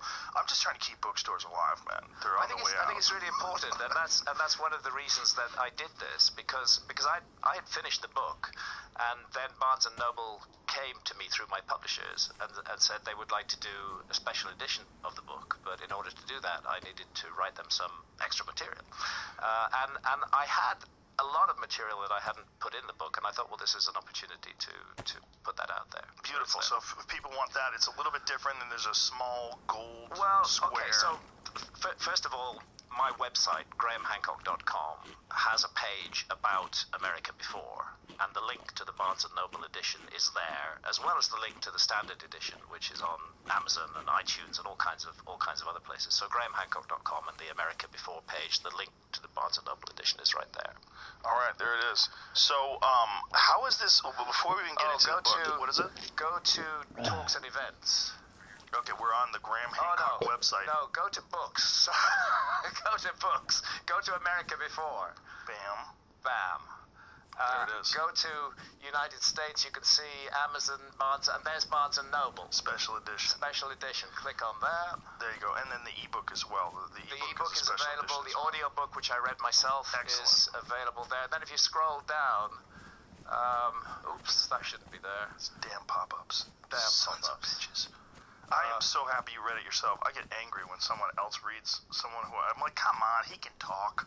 Yeah, I enjoy reading my books myself, and what I've learned from feedback I get from audiences at presentations is people like me doing that. Oh yeah, for sure. Yeah. Yeah, 100%. It's just weird when someone else is talking in your voice. Like, hey man, I know you're not Graham. You know that I write fiction as well as non-fiction. Yeah. And the one thing I can't read is my fiction. Really? Because fiction requires accents. You really need an actor Yes. to read a fiction book who can get into the different characters. But for a non-fiction book like America Before, it's very why is it- straightforward for me just to read it myself. I agree. I'm a tremendous Like the Stephen King cameras. fan. Oh, but I think when it's read slightly Stephen to the King's right. books where he reads Just them this or listen dot, to I them, can't when he ever reads make them, it in they're front of me while I'm He's running, awful but at it. I guess I that don't would think make any novelists sense. should read their own novels. I think that's a job for an actor. Oddly enough, I've just been reading Stephen King's Dark Tower series. Very near the end of the 7th volume of that. Yeah, I'm just a giant fan of his. But Me man, too. when he reads it like he's just reading it. Yeah. It's like, oof, this is rough. It's hard to get behind. Anyway, America Before. So there's Give us on the website. There's details about the book. There's a page where there are links to the book, and also the other thing I would like to take this opportunity to mention is I'm in America and Canada for the next 7 weeks, and I'm going to be doing something like 25 presentations in something like 20 American cities, and then 3 Canadian cities in Vancouver, Montreal, and Toronto, and that's all on the talks and events page of my website. So if anybody wants to come along and meet this old man in person, I'll be doing those events. And are you doing these at theaters, and do you allow Q&As? Like, how does this work? Absolutely, I allow Q&As. I encourage that. I feel as an author that, frankly speaking, I'm nothing without my audience. I owe my audience, my readers, big time. And what I try to do at events is to give back as much as I can. So if people want to take pictures with me, I am absolutely up for that. I don't understand why anybody would want to do that, but it's fun. It's kind of fun. And when people want to come to the desk where I'm signing and ask me personal questions, I'm ready to do that. Sometimes on the British book tour, which I just finished, I was behind in the event space for 4 hours after the event finished. Wow. Signing and taking pictures. But it's a joy. It's a really opportunity for me to interact with the people who actually make my work matter. So That's fantastic. Beautiful. So what inspired this? I know there's always been, well, first of all, we should just say, for people who don't know, you have been at the front of the line for decades, talking about these lost civilizations. And from reading your work, I mean, I think I first read your work in the 90s. You exposed me to a lot of these, what were at the time controversial ideas that have now been substantiated by actual evidence, particularly Göbekli Tepe, and I mean all the water erosion stuff on the Sphinx, and I've since had Dr. Robert Schock on the podcast to talk about that as well.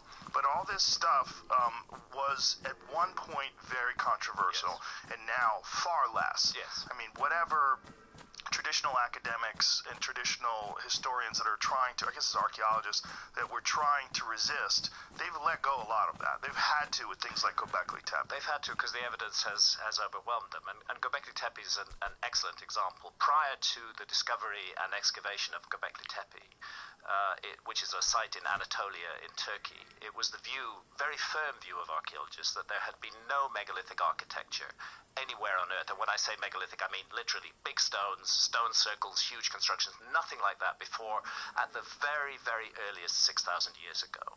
And they would point to sites in, for example, Malta, a site called Gigantia, which is about 5,800 years old. That's the oldest megalithic architecture in the world. And they could understand how that was because these were agricultural societies. They generated surpluses. You could free up people who could become specialists in architecture, in astronomy, in geometry, and they could apply their skills to the construction of these sites. But what they never considered possible was that a society that was hunter-gatherers would have created a gigantic megalithic site. And then suddenly Göbekli Tepe is discovered. It dates to 11,600 years ago. It's more than 5,000 years older than the supposedly oldest megalithic architecture in the world. And it is in a center where there had been no previous evidence of agriculture. But the moment Göbekli Tepe appears, agriculture appears as well. And this is just something that's really hard for archaeology to explain. They've suddenly got 5,000 years of missing history that they've just never taken into Actually, account. I wonder if I can get one. I still don't have a backpack yet, though. I just realized I don't have any room to put anything. Gotta find a backpack. Gotta find a backpack.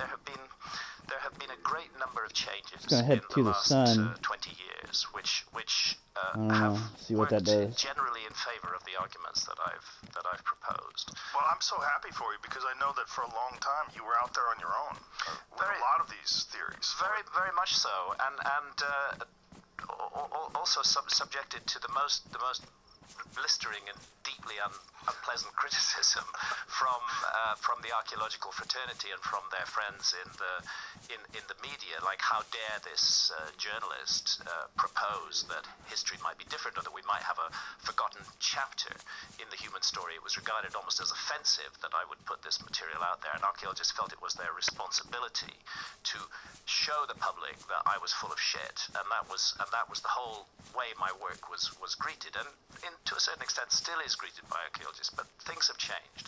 Central to my work was the notion of a global cataclysm, roughly 12,500, 12,800 years ago.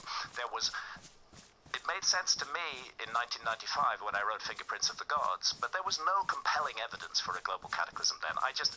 All the evidence seemed to point to that time and a massive global event. And then from 2007 onwards, more than a decade after I wrote Fingerprints of the Gods, we get a group of more than 60 major scientists who are seriously proposing that the Earth was hit by multiple fragments of a giant comet 12,800 years ago, and that this caused a huge rise in sea level and extinctions of megafaunas.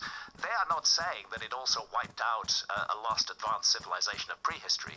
I'm saying that. Yes. But what has changed is that we now have compelling, hard scientific evidence. I'm not saying every scientist accepts it. It's the nature of science to dispute findings, but we have a group of 60 major figures who have seriously proposed this in all the leading mainstream journals, and it's changed the balance of power in this argument, because one thing that they used to say is Hancock can't be right because there was no global cataclysm 12 or 13,000 years ago. Well, now we know there was, and there are various explanations for it, so that's moved things along. And the other thing that's changed a lot is the attitude of the man in the street to authority. That has changed. Back in the 90s, authority figures were the gatekeepers. They controlled everything. If an authority figure in a discipline like archaeology said Hancock is completely wrong, he's made all this stuff up, that would generally be believed, not by everybody, but by the majority of people. Today, to have a mainstream authority figure say that to me is actually an advantage, because people are so distrustful of authority, and rightly so, because we've been lied to by authority figures in all fields for so long. The bullshit has been so enormous that people are finally waking up, and we can't trust what authority figures say. And I think we can thank the internet for that. We can thank the internet for that, yeah. I'm sure you've seen the more recent evidence of a crater that they just discovered, like fairly recently. Greenland. Yes, yeah. Enormous crater. It's an enormous crater. It's 18 miles wide. It had not been discovered before because it's under ice. It's under a lot of ice. At the end of the Ice Age, Greenland was one area which never lost its ice cover completely, whereas North America, everywhere north of Minnesota, was covered in ice a mile, sometimes 2 miles deep. Europe, the same, northern Europe. But Greenland kept its ice, whereas the other parts of the world lost their ice at the end of the Ice Age. And what's interesting about Greenland is there's already evidence of comet impact in Greenland, which goes back to papers published in the Proceedings of the National Academy of Sciences in 2013, that they found what are called impact proxies in Greenland. In other words, nanodiamonds, carbon spherules, and evidence of a lot of platinum and iron was found in a layer in the ice dated to 12,800 years ago. But the next development, and you're absolutely right, and this was just a few months ago, was the discovery of this humongous crater in Greenland, and evidence that it was caused by an iron impact of some kind. Now, I really need more matches. Dating of it, I would be irresponsible to say that crater definitely dates to 12,800 years ago, because the work has not been done to prove that yet. But what I can say, and what the specialists who have explored and excavated the crater are saying, is that it's recent. They can say for sure that it happened during the last ice age. Under the crater is nothing but massively disturbed and destroyed and completely wrecked ice from the ice age, from the Pleistocene. Above it is smooth, perfect ice from our epoch, which is called the Holocene, which began about 11,600 years ago. So all the evidence suggests that this crater dates to that period between 12,800 and 11,600 years ago, but to absolutely confirm that, more work needs to be done. But it's part of a growing pattern. The Younger Dryas impact scientists, they call themselves, they call this the Younger Dryas impact hypothesis, and it's because there was a period in the Earth's geological history that geologists call the Younger Dryas, which lasted for 1,200 years, from 12,800 to 11,600 years ago. It's a very mysterious period. We see all the megafauna dying off suddenly and rapidly. We see rises in sea level. We see a huge collapse in global temperature. It's a cataclysmic epoch, and what is becoming clearer and clearer is that the evidence that a comet was behind it is extremely strong. And as more and more evidence comes in, we realize how widespread it was. So they found evidence of the impacts as far south as Antarctica now. Previously they were focused very much on North America. Now as far south as Antarctica, as far east as Syria. This was truly a global event, and it changed the world. And I think, and it's my case, that it wiped our memory of a previous episode of human civilization, that right at the epicenter of this cataclysm was a civilization that we would regard as advanced, not a simple hunter-gatherer civilization, which was utterly wiped out in this cataclysmic event. And I should say, for anyone who's really fascinated right now, please maybe pause and go listen to the two that you did with Randall Carlson, where it really goes into depth about the impact, the evidence of these impacts, the evidence of the very quick demise of the Ice Age, and what may have resulted in all these floods that you read about in the Epic of Gilgamesh, that you read about in Noah's Ark, and that all these things are probably good to have a dry stack of stories that people pass down from generation to generation that survive this time. Yeah, because we now know that at that time, between 12,800 and 11,600 years ago, truly global cataclysmic events involving rapid rises in sea level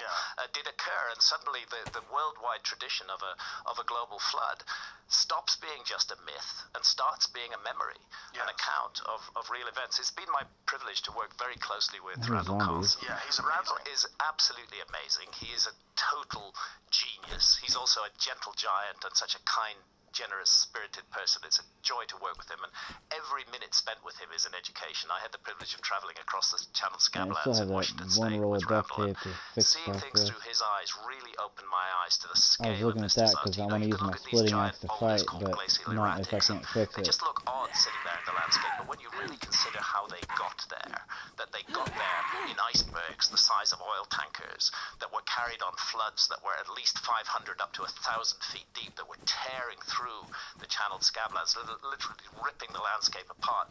Then the icebergs would ground on valley sides, the flood waters would recede, the icebergs would be left, they're giant icebergs, and as they melted away, they revealed the rocks that they had enchained that were caught up within them, and they're scattered all over the landscape. And you look at that and you think, anything that was underneath that 12,800 years ago is gone completely. There can't be anything left of it at all. Utterly, utterly destroyed.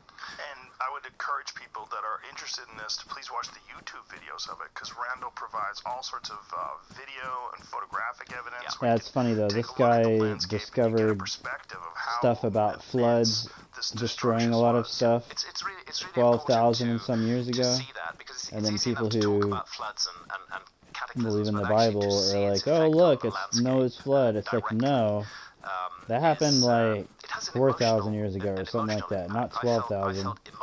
So basically his findings being proven correct prove that the Bible is not true, even though it involves a flood, because it happened way before the earth was even supposed to be created according to the stupid Bible. I've not gone over old ground that I went over in Magicians of the Gods, and that we covered in the various interviews and podcasts, in which it's really a good idea that people take a look at.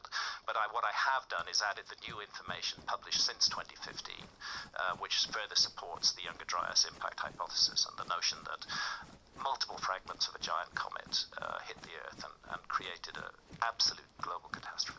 So what was the motivation behind not to mention the exact mathematics of Noah's Ark were actually laid out in the Bible, which is one of the main things that they made a mistake on, is actually putting the dimensions of the boat, which they did. They put the exact dimensions, and now, because of the fact that we've actually discovered how many different species there are, out in a series of you can other do books, simple and by the math time I got to and realize that 2002, on the dimensions when I that were published a book called described, Underworld, that followed you 7 cannot years fit of that scuba many diving animals in on that size of a continental boat. shelves looking for structures that were But submerged the people by who wrote the rising sea Bible levels were at the only end of the aware last of ice 70 age. species, I which really was felt I'd the done local it. I species. felt I'd walked the walk. I'd And put out to the public a massive so body of information. they didn't make the and I dimensions thought big my enough.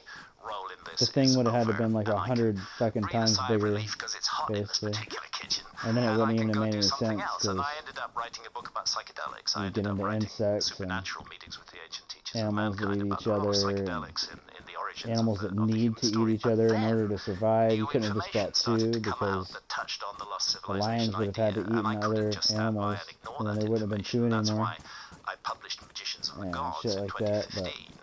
And then, as I was researching that book, I became aware of something I hadn't realized before, that there's a mass of new information from the Americas, specifically from the Americas, which completely rewrites the story of human history, that the Americas have been misrepresented for a very long time by archaeology, and archaeologists will be annoyed with me for saying that. They have a way of forgetting their own errors, of saying, oh, well, we knew that all along. It wasn't the case. But the fact of the matter remains that for the best part of 50 years, from the 1960s through until about 2010, American archaeology was locked in a dogma that they actually had a name for, which was Clovis first. That they invented a name for a culture. They called them the Clovis culture. We don't know what they called themselves. They were hunter-gatherers. They first appear in the archaeological record 13,400 years ago, and they vanished from the archaeological record 12,600 years ago. And for a very long time, it was maintained adamantly that these were the first Americans, that no human being touched the soil of the Americas until 13,400 years ago. Just animals, but no human beings present at all. And any archaeologist who attempted to dispute that dogma, and I use the word deliberately, there should be no room for dogma in science, but any archaeologist who challenged that would face severe problems with his or her career. They would be mocked and humiliated at conferences, like an archaeologist called Jacques Cinq-Mars from Canada, who excavated in the Yukon. Humiliated at conferences, insulted, accused of making stuff up. Their research funding would be withdrawn. Basically, to challenge Clovis first was the end of your archaeological career. So naturally, very few archaeologists wanted to challenge Clovis first. What was this gentleman in the Yukon? What was this? He's called Jacques Cinq-Mars. And interestingly, the Smithsonian, just in 2017, did a big kind of mea culpa, a big admission about this, that everybody had got things wrong, that Jacques Cinq-Mars had been ruined by the Clovis first lobby, but he'd been right all along. The site he excavated in the Yukon was re-excavated in 2017, and every single thing he said was correct, even though they had just sneered at him. In what year was he? He was excavating in the 1980s and the 1990s. Is he still alive? He's still alive. He's still alive. Yeah. Is he better? Well, I think he's vindicated, you know, and it's kind of nice to be vindicated. Yes. That there's almost a place in folklore for the individual who is scorned and humiliated, you know, by others, but who turns out to be right, and he was right. But my point about this is that what it meant was. Who was here 20,000 years ago to build complex structures on the continent of Antarctica?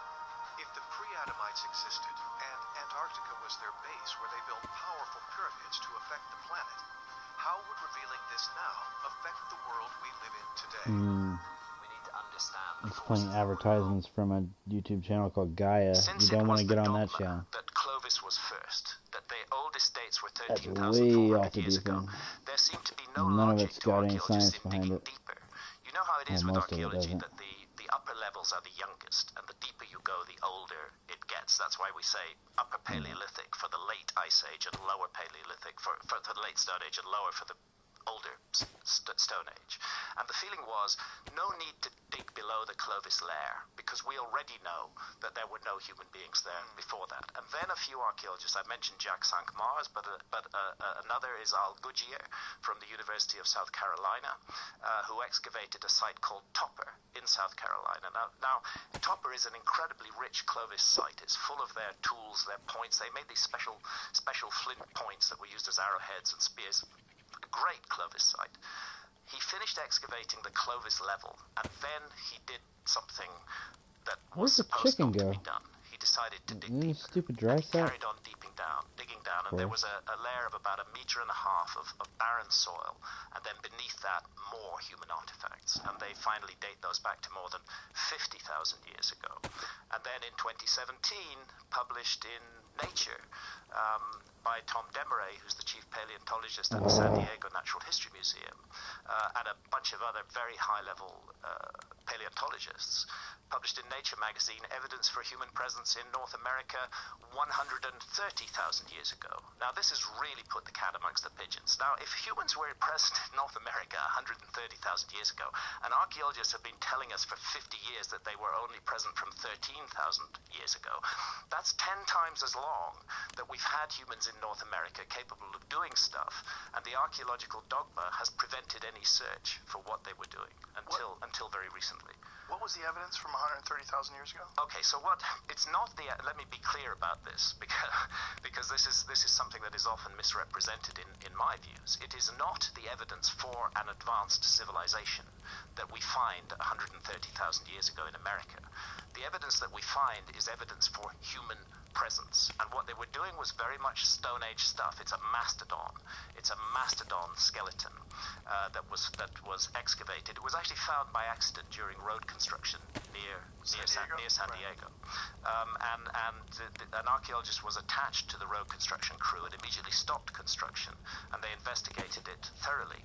And what they found was so much dynamite in the early 1990s when they found it that they decided not to publish at the time, because what they found was evidence that those mastodon bones had been cracked open by human beings using tools, and that the marrow had been extracted, that one tusk had been left standing upright in the ground and another had been left beside it, that a femur of the animal had been taken away completely from the site, and there was assemblages of instruments that were used to smash and break the bones. And the conclusion of the team was that only one kind of creature could have done that work using tools on a mastodon, and that's human beings. That's classic human behavior. So this sets the goalposts in a totally different place. Suddenly we have to consider that humans have been in America for 130,000 years. We already know that a dogmatic approach of archaeology has rather refused to look at anything older than 13,000 years ago. And what it does is it generates an engine of demand that we need to be looking at those missing 100,000 plus years. We need to be looking at it hard. Of course, the immediate reaction has not been to go looking for stuff in the other 100,000 years. Most archaeologists have responded by saying this is impossible. It can't be so. But that's precisely what they said to Jacques Cinq-Mars, who said that humans were in Bluefish Caves in the Yukon 25,000 years ago. And it's precisely what they said to Al Goodyear, who said humans had been at Topper 50,000 years ago. And they were both right. And I believe that Tom Demaray and his team, you don't get a big article published in Nature unless it's already pretty solidly based and pretty much peer reviews. It has produced a reaction. I would be wrong to say that it's universally accepted.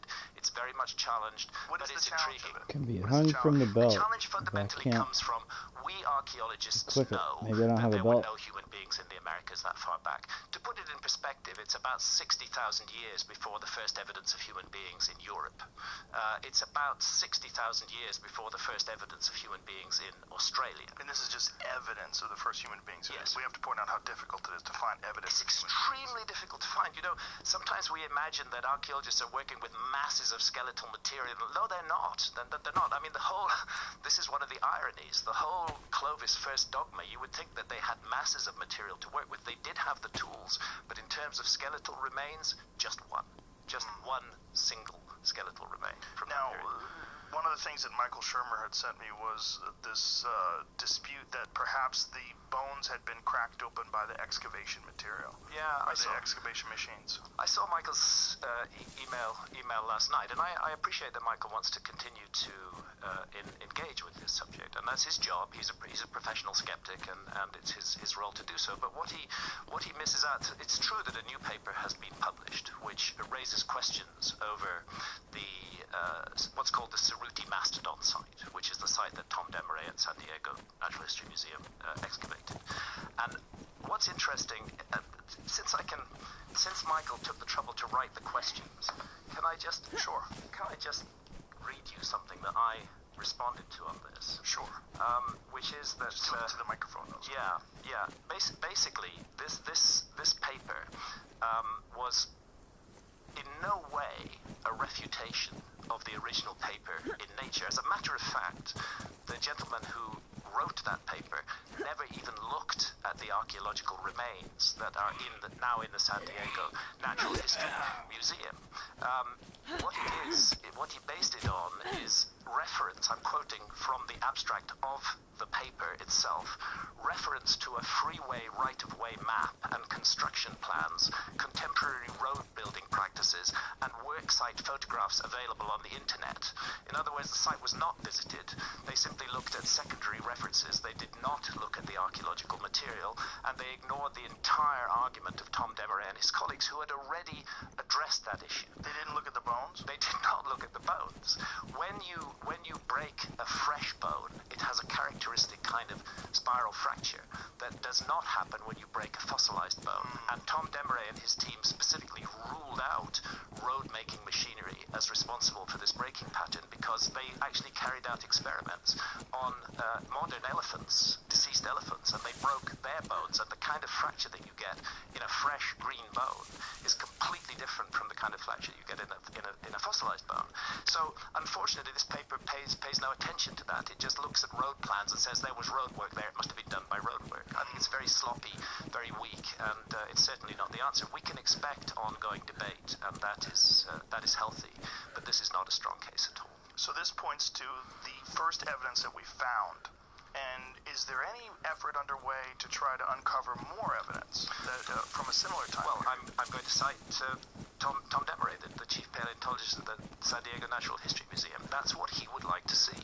He makes the point to me. I interview him. I spent a day with him at the Natural History Museum. He was very generous with his time. I did an extended interview, and I quote from it in America before. And his wish is that archaeologists, instead of spending all their time trying to find ways to dismiss and get rid of his findings, his wish is that they would spend a little bit of that time looking at deposits older than 13,400 years, and even being willing to go back as far as 130,000 years. That's would be a proper scientific response. Here is a thorough body of work. I don't want to eat that yet. My hands are dirty now. Shit. Senior group of Gotta find scientists who water. hesitated before they published it. They had the information back in the 1990s, but it wasn't until refined dating techniques later than in the 21st century that they finally were sure what they had, and that they published it in Nature in 2017.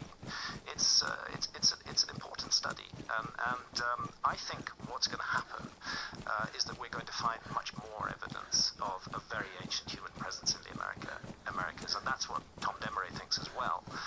And as he points out, if we don't look, then we're never going to find. If we allow dogma to stop us looking and saying, oh, it's impossible that humans were in the Americas 130,000 years ago, so we won't bother to look. What a failure of science that is. And to spend all the time instead trying to get rid of the evidence that doesn't fit the current paradigm. But it's so fascinating that just this fortuitous discovery during a construction site could change the way people perceive things. And you've got to wonder how much of that stuff is I mean, how deep did they have to go to find these mastodon bones? Well, so this is a road cut that's being made. So those would be pretty deep down, 10, 15 feet down. The grader is going through and flattening them. It varies from place to place depending on soil deposition, the stratification of the soil. But what the key point is that what you need to do is go deeper than 13,400 years ago, and you need to do so with dedication and vigor, and with some kind of funding. And at the moment, Finally, the color's starting to come back. See the point of that. It's amazing. My blood pressure's almost full again, by Tom Demeray was but it's still discolored. I wouldn't place Sucks to get cut on this game because it messes up the whole experience of it. Makes everything look ugly. dig deeper, and what those archaeologists all confirm is that there have been human beings in the Americas for tens of thousands of years, and it's not surprising that that can be pushed back to 130,000 years ago, because part of the argument about the peopling of the Americas has to do with a place that we now call the Bering Straits between Alaska and Siberia, which during the Ice Age were at times a land bridge. They were This exposed white because hat of is low not sea very levels. But migrants who Stealthy. crossed that land bridge from Siberia on many occasions over periods of tens of thousands of years would find themselves confronted then by the North American ice cap, which oddly wasn't at the tip of Alaska but began further in.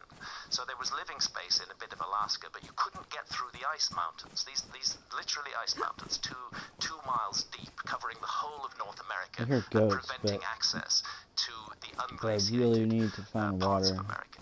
The thing is that Wash my hands. what happened around 13,400 years ago, there had been a period of global warming, and the ice sheets began to melt, and a corridor opened up between what's called the Cordilleran ice sheet and the I think there's Laurentide one ice in sheet, this the two town. major This ice looks caps in familiar North from that America. video. And it's thought that the migration came through that Water corridor. thing. Well, the thing is that exactly the same thing happened between 140,000 bullets. years ago and 120,000 years ago. There was an episode of global warming, an ice-free corridor pistol opened up, and the cartridges. same opportunity to enter the Americas was there at that period 42. than it was at the later period. And Tom Demery's point and mine is that we have to pay much more attention to that earlier period, and that's really why I've gone ahead and written this book, is to try to put before a broad general audience, hopefully in language that makes sense, an assembly of all the latest information that casts doubt on the story we've been told. Because my goodness, if archaeology is wrong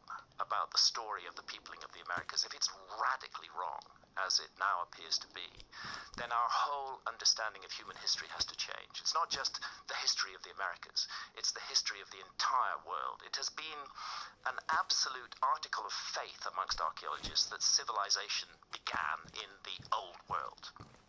And indeed, I have a book in my library called History Begins at Sumer. And it's by Samuel Noah Kramer, a very renowned archaeologist. And it's a good book, actually. But the argument is that this is where civilization began, in the culture that we call the Sumerians in Mesopotamia between the Tigris and the Euphrates rivers, and that it began about 6,000 years ago, and that civilization is entirely an invention of the Old World. It has nothing to do with the New World at all, because the New World was populated so late. This has been the argument, and this is the argument that now radically and suddenly begins to change, that the Americas, this enormous landmass, resource-rich, bountiful in every way, south of Minnesota, south of the ice cap, vast land areas that are bountiful, get into South America, Central America, South America, the Amazon, just huge areas of land that were very, very offered great potential for human occupation. Badly damaged. Dogma has said Alright, there let's were no find humans out there. if Now the first bits of evidence are coming out that says there duct were tape can humans fix there. guns. And if that's the case, then we must consider the possibility that the story of civilization might have begun in the Americas, not in the Old World at all. It might be a New World invention, not an Old World invention. Some of the more fascinating pieces of evidence in South America have come out recently about these channels and pathways that they've found in the Amazon that could not have been created any other way but by humans. Absolutely. Creating irrigation, humans creating, like, it appears like grids, like a city grid. Definitely. The Amazon is a colossal mystery. And, Badly it's damaged one down of to the Warren, subjects that there I we go. explore in depth in American But that's, Reform. I don't have any bullets, First of but all, to give some basic it's figures, fixed now. the Amazon basin 308 is WIN huge. round. The Amazon basin is 7 million square kilometers in area. And within it, 5.5 million square kilometers remains almost entirely unstudied by archaeologists, and that's the 5.5 million square kilometers that is still covered by dense rainforest. And to put that into perspective, 5.5 million square kilometers is the size of the entire Indian subcontinent. So it's like saying we've done world archaeology, I have but to we've just pee really ignored bad. India. You know, I need to find it. archaeology, Wait but a we minute, just though. This is ignored the the general Amazon. store. It's the same argument. 5.5 million square kilometers. The I view know I saw was, this on again, that there was a video, dogma. but I There can't was a remember. preconception.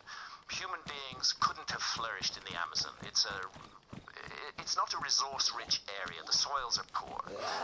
It's a difficult area, challenging to get to, very far from the Bering Straits. So the view was that humans hadn't entered the Amazon until about 1,000 years ago. And then gradually, little by little, that view has begun to change. And it's begun to change because of the tragic clearances of the Amazon. Because the Amazon rainforest is literally being cut down and turned into soybean farms and cattle ranches. And in that cutting down process has emerged things that shouldn't be there at all. For example, evidence that large cities flourished in the Amazon. Enormous cities, which were larger than there was a Spanish explorer who went down the Amazon River system in 1541 to 1542. He was the first European to cross the entire length of South America from west to east along the Amazon. He reported seeing incredible cities, advanced arts and crafts, millions of people, a thriving culture. And 100 years later, when other Europeans got into the Amazon, they couldn't find these cities. So they said, oh, Francisco Orellana, that was his name, made it all up. It was just a fantasy. And then in the last decade, as the clearances of the Amazon have proceeded, we've begun to see the traces of those cities. What happened was that the Spaniards brought smallpox into the Amazon. Smallpox devastated the local population because there was no immunity to it. There was a massive die-off. The cities were deserted. Within 50 years, they were completely overgrown by the jungle, and that's why they were not seen by the explorers who came in 100 years later. But now the jungle's being cleared, those cities are emerging, and we can say that a city like London, which had a population of roughly 50,000 in the 16th century, there were cities of that size all over the Amazon. Wow. Huge numbers of them. And a possible total population of the Amazon that exceeded 20 million people. What? Yes, 20 million. This is the latest evidence from the Amazon. And then you ask yourself, how did they do that? How did they feed 20 million people in the Amazon? Because it's a fact, rainforest soils are poor. It's one of the reasons these soybean farms are a really stupid idea, because once you clear the rainforest, the land is largely unfertile and you can't grow stuff on it for very long. So how did they feed all these people? The answer was they invented a soil. And that soil has a name. It's called terra preta. Archaeologists refer to it as Amazonian dark earths or Amazonian black earth. It's a man-made soil. It's thousands of years old. It's full of microbes that are not found in adjoining soil. It's based around biochar.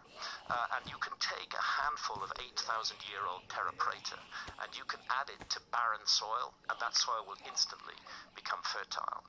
It's highly sought after in the Amazon, and it explains how they fed these people. There was science in the Amazon. How did they create this? Well, this is something that's not understood. It's still not understood by soil experts to this day as to how that was done, but it's one of many intriguing pieces of evidence of much higher development in the Amazon that it has been given credit for, and of a kind of science in the Amazon. Jamie's got an image of it up there. So this is it? This is terra preta. Yeah. Wow. Exactly. And so was that done by burns? Did they use controlled burns? They did.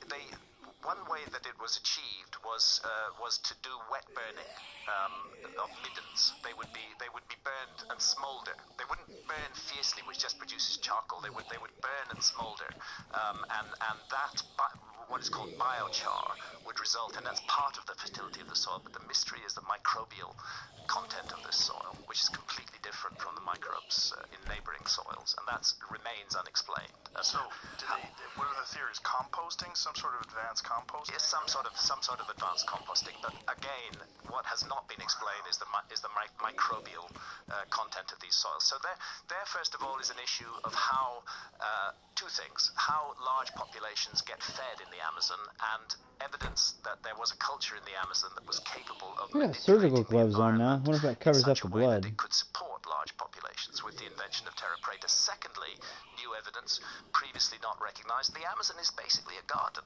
The Amazon is a man-made rainforest. Testing my blood. There are certain trees like Brazil nut trees or the ice cream bean tree, which are food crops, which are very, very valuable, and they dominate the tree regime in the Amazon. They're what's referred to as hyperdominant species. In other words, people living in the Amazon over thousands of years selected certain trees, which they then cultivated and grew. So the whole thing is not simply a wild, pristine rainforest. It's a very ancient man-made environment. I'm not so sure if it's a zombie. From that man-made environment, as well as evidence of large cities, large populations, and this mysterious dark earth, are huge geometrical structures.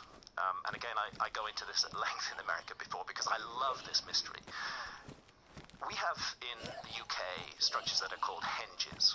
I live in the city of Bath, and about 30 miles away there's a beautiful site called Avebury, and another more famous site called Stonehenge. And what a henge is a ditch which has been dug deep, and then an embankment has been pushed up outside the ditch. When people first saw these structures, they wondered if they'd been built for defense. I want to make sure I got everything. I was But then it hoping I became could obvious find they pills hadn't that been built for prevent defense, because if you antibiotics. want to create a mean, moat, you put it if I eat the outside your chicken with embankment, my not hand's still bloody. inside your embankment. So a henge is an earthwork which consists of a deep moat with a large embankment outside it, and it can be circular, it can be square, and in the UK and other parts of Europe it often contains stone circles, megalithic stone circles as well, but the henge itself is entirely an earthwork. What we find in the Amazon are thousands of henges that are now beginning to emerge from the cleared area of the jungle, and others that have been identified for the first time with LiDAR. LiDAR technology is being employed in the Amazon. It's non-destructive. You can see what's under the trees. What is LiDAR? Light imaging and detective radar. They bounce laser beams down into the jungle. There's a whole pattern of them. You need helicopters, and but it doesn't damage the rainforest. And you can strip away and see what's there. If this isn't too much of a diversion, let me give you the example of Guatemala. Guatemala is a small country, if I remember correctly. It's not much more than 100,000 square kilometers in size. It is filled with intriguing Mayan ruins. Everybody has heard of Tikal. What archaeologists didn't know was that literally within walking distance of Tikal, surrounding that whole area were more than 60,000 structures that they hadn't identified. And these have all been identified by LiDAR in a country that's just 100,000 kilometers in area. So you have to ask yourself, in that 5.5 million square kilometers of the Amazon, if LiDAR technology could be applied comprehensively, what would we find beneath there? And the evidence already is extremely tempting and extremely tantalizing, and I'm intrigued by these huge geometrical figures, which involve primarily circles and squares, and they are classic henges in the sense that they are deep ditches surrounded by huge embankments. They're extremely geometrical. For example, you can find an octagon surrounding a square. At a place called Jacosá in the Amazon, you can find a square perfectly enclosing a circle. Now that is an exercise called squaring the circle that our academics have given to the Greeks. They said the Greeks were the first people who performed that exercise. But now we find in dated sites in the Amazon that this was being done in the Amazon long before the Greeks. What are the dates? The earliest dates that have been found in these sites now are about 3,500 years old. About 3,500 years old. But the evidence is that the sites have been constantly remade. And what intrigues me is what remains in that 5.5 million square kilometers that has not been investigated yet. We are just, I think, looking at the edges of mystery. The archaeologists involved, who are mainly from Finland and also from Brazil, feel the same. Their estimate is that there are thousands of these structures remaining in the jungle, and they're open as to how old they may ultimately be proved. Well, get up. The investigation needs to be done. But what's fascinating about them is this very powerful geometry and astronomy. So a number of the sites are perfectly aligned to true north, true south, true east, and true west. I'm not talking about magnetic north. I'm talking about true astronomical north. To do that, there's only one way to do it, and that's with astronomy. So that tells us that astronomers were at work in the Amazon. The geometry is very complex and very precise. That tells us that people with geometrical skills were at work in the Amazon. And thirdly, the scale of the sites of hundreds of meters, gigantic earthworks on the scale of hundreds of meters, tells us that this was highly organized project that was undertaken on a very large scale by very large numbers of people. It's a wonderful mystery, and it deserves much further attention. And that's Jacosá, exactly. The squares, squaring the circles. So you can see the outside. Yeah, it feels like a racehorse. I think I'm gonna go smoke too. Ditch, and then there's another embankment inside that, and a circle inside that. It's crazy that they made a road right through that. What a modern road, yeah, because there's no respect for the ancient world, unfortunately. And there's another one. Look at that. Wow, that's incredible. So the stuff that they found in the Amazon, what imaging technology were they using to find all these? Initially, it was entirely found because areas of the rainforest had been cleared. Economic interests said, we want to make a cattle ranch here, or we want to make a soya bean farm here, so we're just going to clear the rainforest. In the process of clearing the rainforest, they start discovering these earthworks that had previously been completely overgrown by the jungle.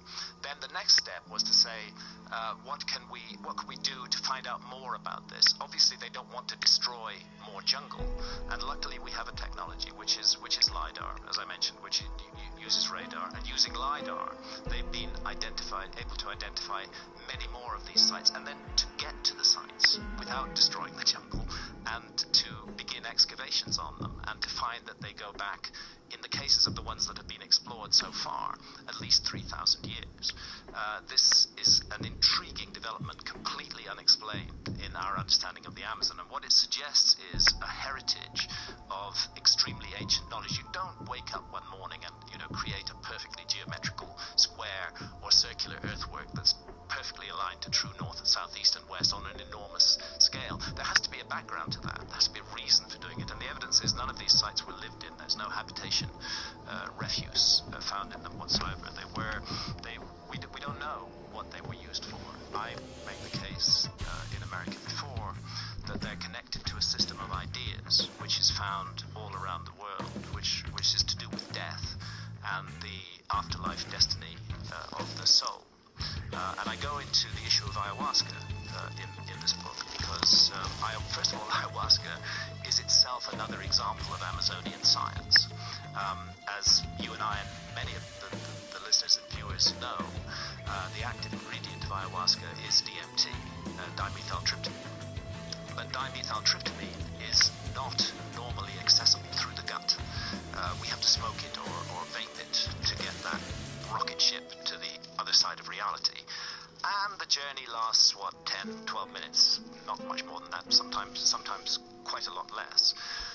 What ayahuasca does is it makes DMT available through the gut. The reason it's not available through the gut is because of an enzyme in the gut called monoamine oxidase. That switches off DMT on contact. The ayahuasca vine, which is one of the two ingredients of the ayahuasca brew, the other ingredient is leaves that contain DMT. The ayahuasca vine contains a monoamine oxidase inhibitor, which switches off the enzyme in the gut and allows the DMT to be accessed orally, which produces a rather different journey from the smoked or vaped DMT trip. It's a much longer journey. It's 4 or 5 hours. It allows you to integrate and to interrelate with the strange landscapes in which you find yourself amongst and the entities that you encounter. I'm not making any claims about the reality status of those entities, but what I am saying, and it's a fact, is that people who work with DMT and ayahuasca do encounter what they construe to be entities who communicate with them intelligently. So somebody in the Amazon, out of 150,000 different species of plants. I'll be back. I'm gonna go smoke a wee bit. I don't know if you're still awake or not, but I'll be back.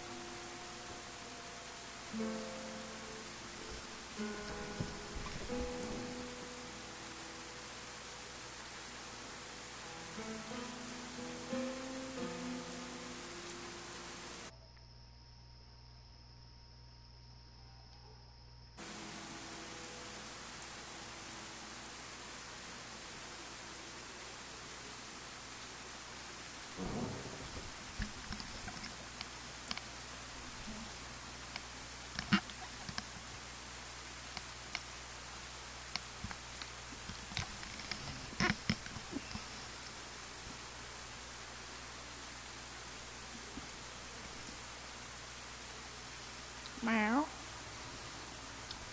Meow. Meow.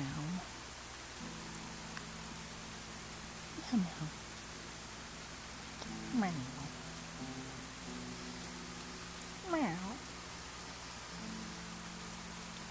Meow. Meow.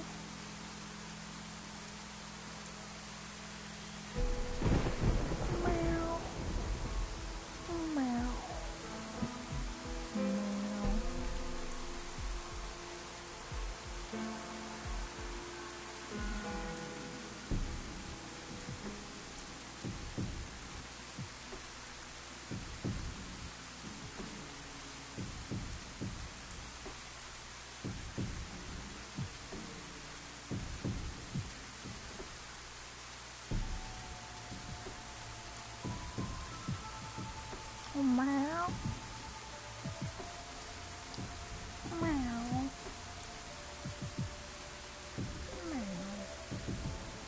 I gotta order your stuff, don't I, Zoro? I gotta order you. I told you I would, so I'll order you a little bit of wet food this month. Give you one every few days at least. I don't think it's very healthy, so I don't want to give it to you every day. Plus, it's expensive. It'd be worth it if it was healthy, but it's not. I don't think it's good for you. Because your eye never healed, and I fed you that stuff every day. For like a year. As soon as I got you on this dry food with eggs in it, though, your eye just healed right up. You started feeling all soft and fluffy. You're looking super healthy, so I want to keep you on that stuff, but I know you probably get bored eating the same thing constantly. I'll get you something to eat every once in a while that's different at least. Maybe a few treats.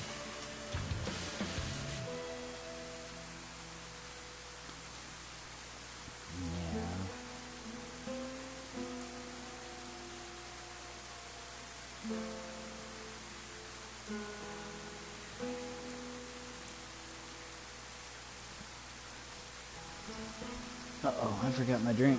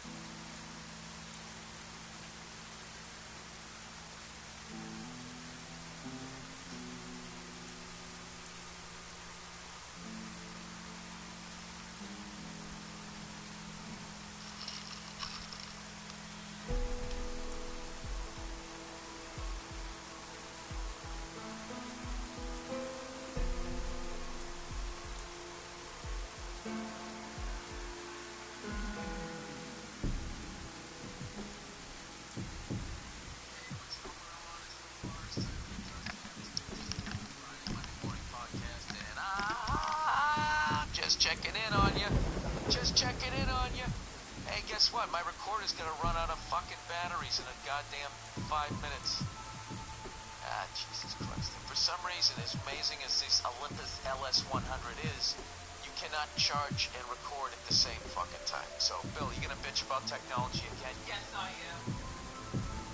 Oops, I am in New Orleans, home of the New Orleans Saints. I'm not persistence off. off. Accent. I hate every time there's a fucking sporting event down here. That was I gotta empty. go find some Creole fucking guy sitting there eating crawfish, Hmm. going, I'll tell you, or whatever the fuck the guy is. Like, I get it. They talk different down I here. don't know if I want to empty one. You know, they do that in every stupid goddamn city. Anytime there's a They fucking got a big lot of game in Philly, persistence they gotta off teach me how to ones. order a fucking cheesesteak. But Anytime it's up in I Boston, bet I know why they they're always show doing some that. fucking Because if lobster they turn fisherman persistence trying off, to, then there'll be a lot sailor's more knot. stuff spawning everywhere. I Because I lived think there for what's going 27 on with years. the I persistence never on met servers a fucking fisherman, is ever. that I didn't know anybody who worked in a people are lighthouse, burying and I everything never went on the and like fucking freedom keeping trail. everything in secret bases and All stuff. right, New York City, they always show the Statue of Liberty. You know who's at the Statue of Liberty? A bunch of people who aren't New Yorkers. Mostly Right? burying This is stuff, so I might have to actually not try gonna that, because stand although I'd like to for eventually fucking bury stuff, in another way I'd like to just be able to play and get a bunch of shit, fucking jerk-offs. which I think You know who's at the Statue of having Liberty right persistence now? off would actually be like Bunch of fucking extra loot basically. jerk-offs. We'll see. Stand up That's there my and guess. fucking do a little selfie. But Stick if your nobody can hand bury out so anything, it looks like you then it fucking doesn't hold lower the Statue spawn of rates of Liberty up as everything. you look Because up. once that shit's in the Like, ground, it still exists on the server, so there's only allowed to be so many of a certain kind of gun, and everybody's got one buried all over the whole map, 60 different players or however many. Then that map could have like everything good just buried all the time. Or hang from it by one arm. So you get more That might be Instagram way fucking better, views. maybe. You know something? I went to I went to 2 basketball games last couple nights, getting ready for I got 3 nights here in Toronto. I don't know, I like Bill Burr sometimes, but he talks about sports too much. I'm not into sports at all, but he talks about random shit sometimes. Tuesday, and then last night I went to the fucking Pelicans game, and that's it. Those 2, I have done with the NBA. I've seen a home game. Of course, Eddie Bravo says Epstein could still be alive, and the world's flat and everything else. Key Arena. When way back in the day when Kevin Durant was a rookie, I was kind of thinking as I was sitting there, how long I've been going on the road, and all these fucking places that I went to that don't even exist anymore. Like I saw the Denver Nuggets at McNichols Arena. And so at this point, I've gone to a home game of every football team, every baseball team, including the fucking Montreal Expos. It's dark. And everything in the NBA. And the only thing I have left is like 3 NHL teams. I gotta see the Carolina Hurricanes, the Ottawa Senators, and the fuck are they? Vegas Knights. That's right. And you know something? Last night as I was sitting there with my accomplishment of going to these fucking games, it was just like, it was kind of depressing. It's just like, why did I do that? Did I really need to go to all of those fucking games? I mean, most of the teams, when I went to a Golden State Warrior game, they had nobody. There was nobody on that fucking team. They were barely in the league, and I just remember 3 years ago, I was thinking about how to make more passive income online so that I could work from anywhere. You know, I was walking through Times Square in New York City on a Sunday afternoon. It was my first time in the city, and I saw one of those crazy sign spinners. And all of a sudden, it hit me. No, I wasn't going to become a sign spinner, but what do crazy sign spinners have to do with passive income online? Offline, this is one of the lowest paying jobs around, but did you know that online sign spinners get paid a whole lot more? I mean, this is my revenue from last month, and this is the award I got for making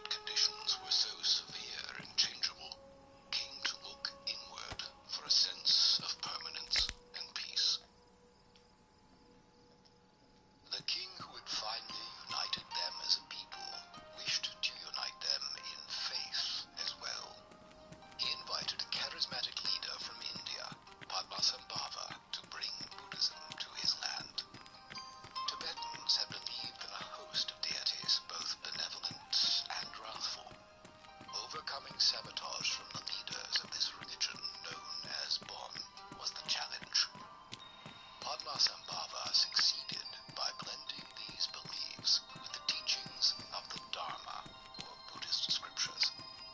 Instead of casting the deities out, he creatively recast them as guardians and symbols of the Buddha's teaching. The result was a unique Himalayan hybrid of Buddhism. The lavish rituals and imagery of their former faith remained on the exterior, but the teachings of Buddhism slowly claimed the minds of the Tibetans. They came to embrace the Buddhist view of life as a continual stream of death and reincarnation, a cycle in which human birth represents a precious opportunity to make the moral choices that will determine one's destiny in the next life. Reincarnation in a lower realm of existence, into another human life, or ultimately into nirvana, a state of freedom.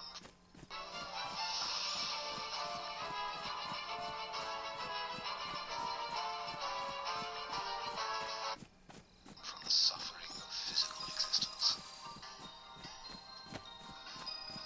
The beliefs profoundly changed the Tibetan sense of morality. The social system and aristocracy of their past remained, but the new beliefs infused that system with a new benevolence. Nonviolence and compassion toward one another and outsiders was the new standard. And the degree to which Tibetans integrated these beliefs into their everyday lives grew to be the signature of their culture. Accumulating merit and purging past negative actions to ensure a good rebirth became part of daily ritual. Pilgrimages to sacred places came to include thousands of prostrations, a symbolic laying down of individual ego. Prayers were inscribed on flags and strung in long lines to flutter over homes and temples, their message of hope for the liberation of all earthly beings to be carried on the wind across the world. Reciting prayers was accompanied by the constant spinning of prayer wheels, a symbol of goodwill and loving kindness spinning outward toward all beings. Life, literally, revolved around their beliefs.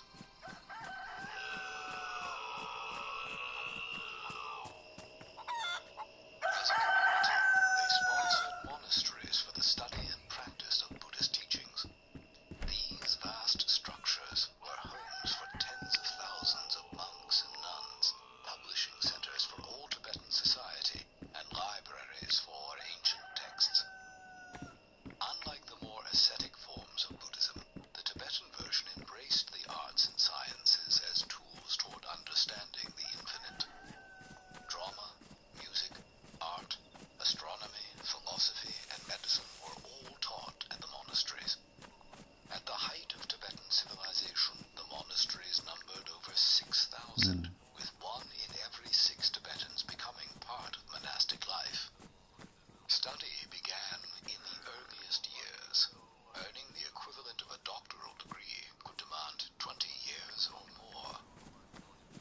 The monks became the keepers of knowledge for all Tibetan society, and the thread linking all generations was a tradition of discipleship. One elder teacher or lama passing the teachings on to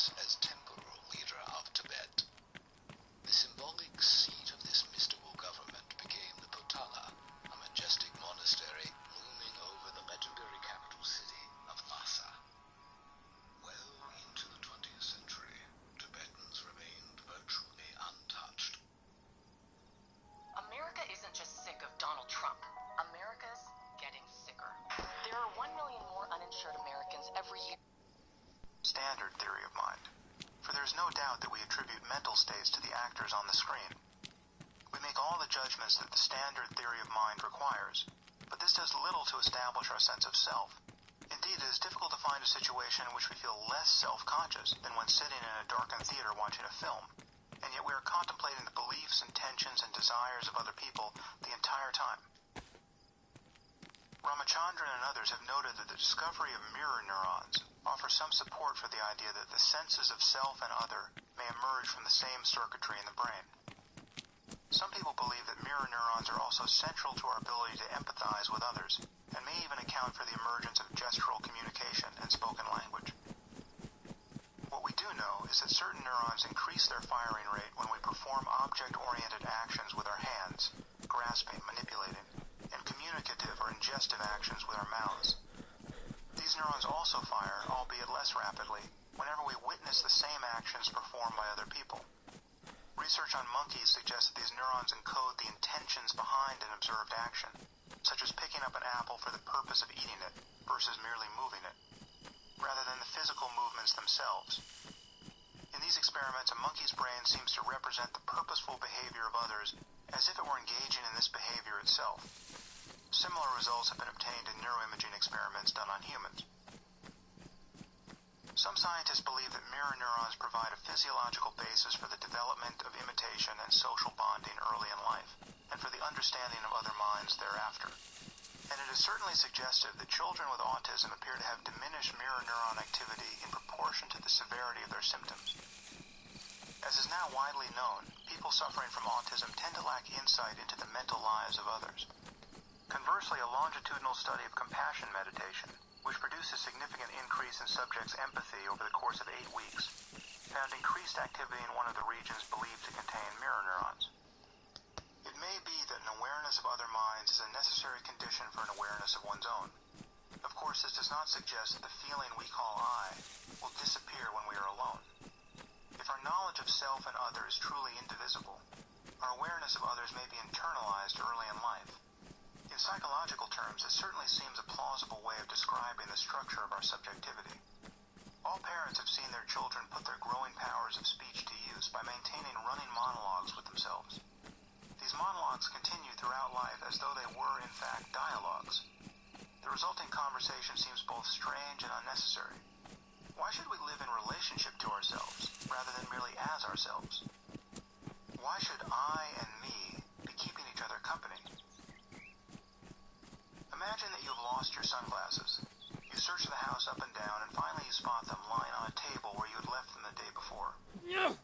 You promptly think, there they are, as you make your way across the room to retrieve them. But to whom are you thinking this thought? You may have even uttered the phrase out loud, there they are. But who needed to be informed in this way? You have already seen them. Is there someone else in your search party? Imagine that you are in a public place and happen to see a stranger locate his own lost sunglasses.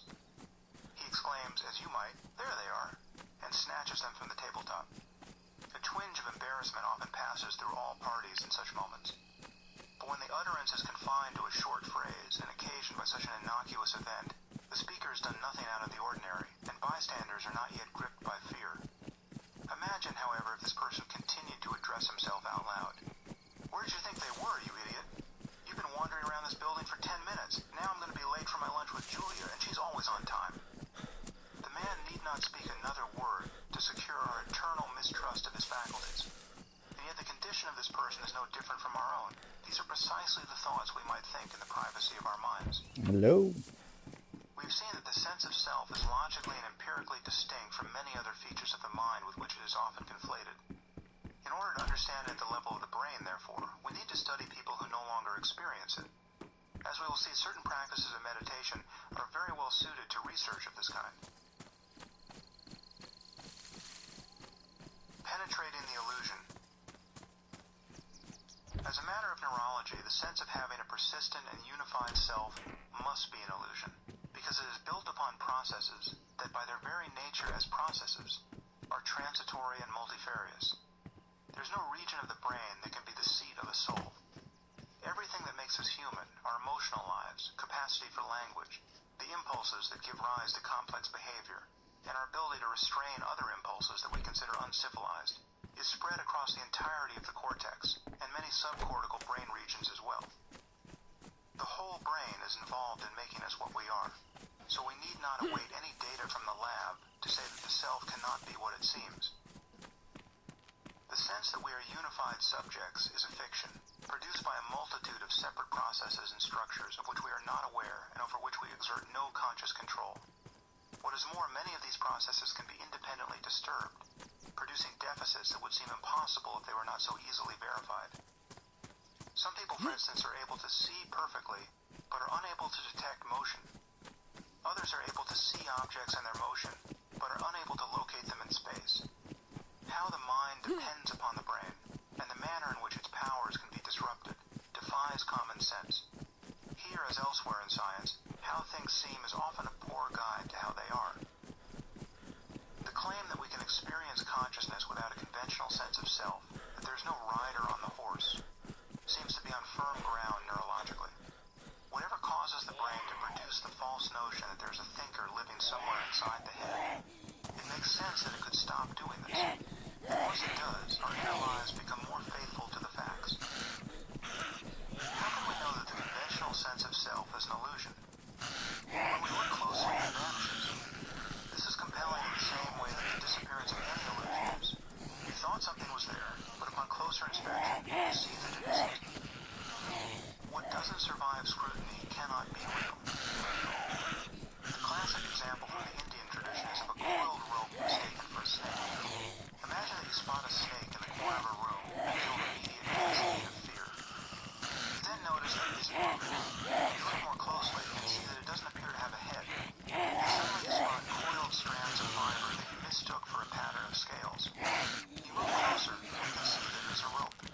A skeptic might ask, how do you know that the rope is real and the snake an illusion? This question may seem reasonable, but only to a person who hasn't had the experience of looking closely at the snake only to have it disappear. Given that the snake always collapses into being a rope, and not the other way around, there's simply no empirical basis upon which to form such a doubt. Perhaps you can see the same effect with certain visual illusions.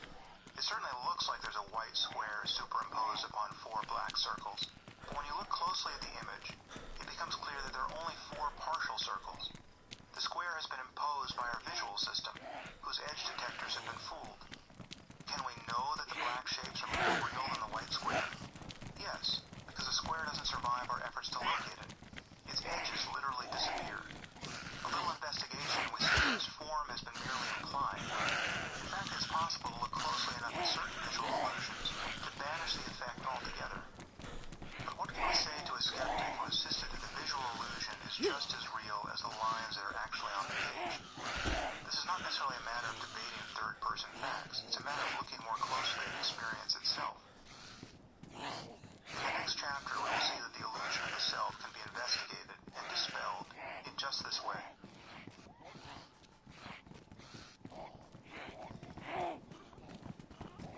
Chapter 4. Meditation. Psychologists and neuroscientists now acknowledge that the human mind tends to wander, engaging in what has been called stimulus-independent thought. The primary method of studying mental phenomena of this kind outside the lab is a technique called experience sampling. Using a mobile phone or some other device, subjects are simply prompted to describe what they are doing and how they feel at random intervals throughout the day.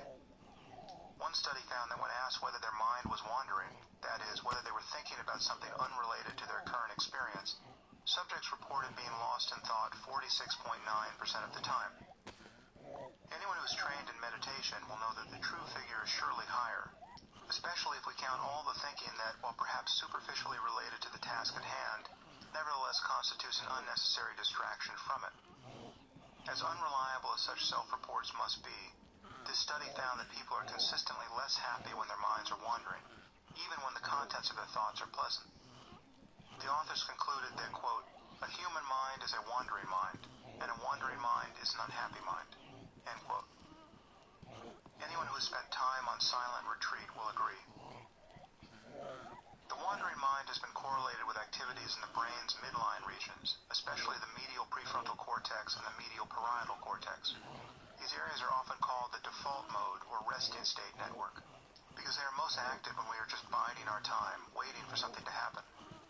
Activity in the default mode network decreases when subjects concentrate on tasks of the sort employed in most neuroimaging experiments. The default mode network has also been linked with our capacity for self-representation. For instance, if a person believes that she is tall, the term tall should yield greater signal in these midline regions than the term short. Similarly, the default mode network is more engaged when we make such judgments of relevance about ourselves, as opposed to making them about other people. It also tends to be more active when we evaluate a scene from a first person rather than a third person point of view. Generally speaking, to pay attention outwardly reduces activity in the brain's midline, while thinking about oneself increases it. These results appear mutually reinforcing and might explain the common experience we have of, quote, losing ourselves in our work. Mindfulness and loving-kindness meditation also decrease activity in the default mode network. And the effect is most pronounced among experienced meditators, both while meditating and at rest. While it is too early to draw strong conclusions from these findings, they hint at a physical connection between the experience of being lost in thought and the sense of self, as well as a mechanism by which meditation might reduce both. Long-term meditation practice is also associated with a variety of structural changes in the brain. Meditators tend to have larger corpora callosum and hippocampi in both hemispheres. The practice is also linked to increased gray matter thickness and cortical folding. Some of these differences are especially prominent in older practitioners, which suggests that meditation could protect against age-related thinning of the cortex. The cognitive, emotional, and behavioral significance of these anatomical findings have not yet been worked out, but it is not hard to see how they might explain the kinds of experiences and psychological changes that meditators report. Expert meditators, with greater than 10,000 hours of practice, respond differently to pain than novices do. They judge the intensity of an unpleasant stimulus to be the same, but they find it to be less unpleasant. They also show reduced activity in regions associated with anxiety while anticipating the onset of pain, as well as faster habituation to the stimulus once it arrives. Other research has found that mindfulness reduces both the unpleasantness and intensity of noxious stimuli. It has long been known that stress, especially early in life, alters brain structure. For instance, studies both in animals and in humans have shown that early stress increases the size of the amygdala. One study found that an 8-week program of mindfulness meditation reduced the volume of the right basolateral amygdala, and these changes were correlated with a subjective decrease in stress. Another found that a full day of mindfulness practice among trained meditators reduced the expression of several genes that produce inflammation throughout the body, and this correlated with an improved response to social stress. Diabolically, subjects were asked to give a brief speech and then perform mental calculations while being videotaped in front of an audience. A mere 5 minutes of practice a day for 5 weeks increased left-sided baseline activity in the frontal cortex, a pattern that, as we saw in the discussion of the split brain, has been associated with positive emotions. A review of the psychological literature suggests that mindfulness in particular fosters many components of physical and mental health. It improves immune function, blood pressure, and cortisol levels. It reduces anxiety, depression, neuroticism, and emotional reactivity. It also leads to greater behavioral regulation and has shown promise in the treatment of addiction and eating disorders. Unsurprisingly, the practice is associated with increased subjective well-being. Training in compassion meditation increases empathy, as measured by the ability to accurately judge the emotions of others, as well as positive affect in the presence of suffering. The practice of mindfulness has been shown to have similar pro-social effects.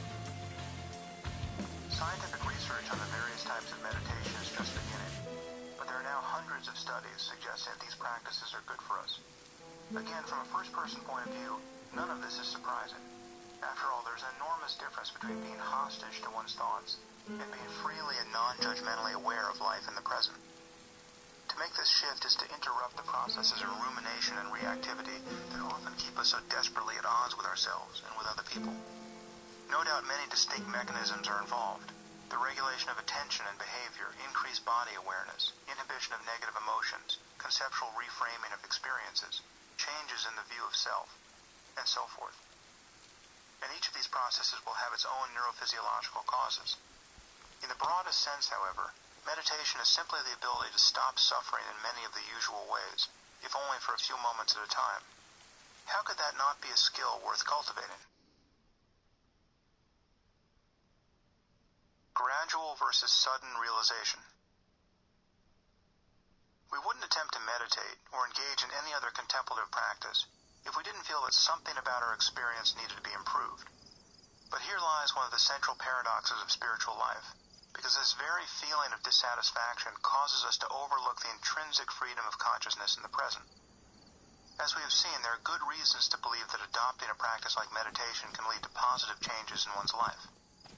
But the deepest goal of spirituality is freedom from the illusion of the self, and to seek such freedom, as though it were a future state to be attained through effort, is to reinforce the chains of one's apparent bondage in each moment. Traditionally, there have been two solutions to this paradox.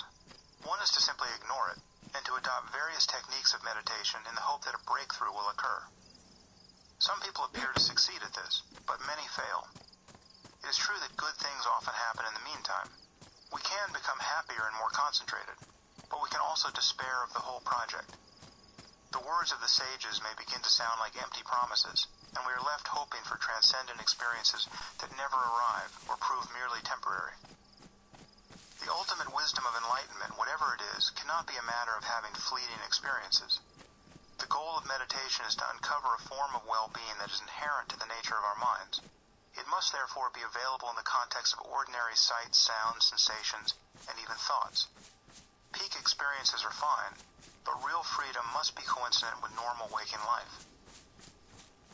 The other traditional response to the paradox of spiritual seeking is to fully acknowledge it and concede that all efforts are doomed, because the urge to attain self-transcendence or any other mystical experience is a symptom of the very disease we want to cure.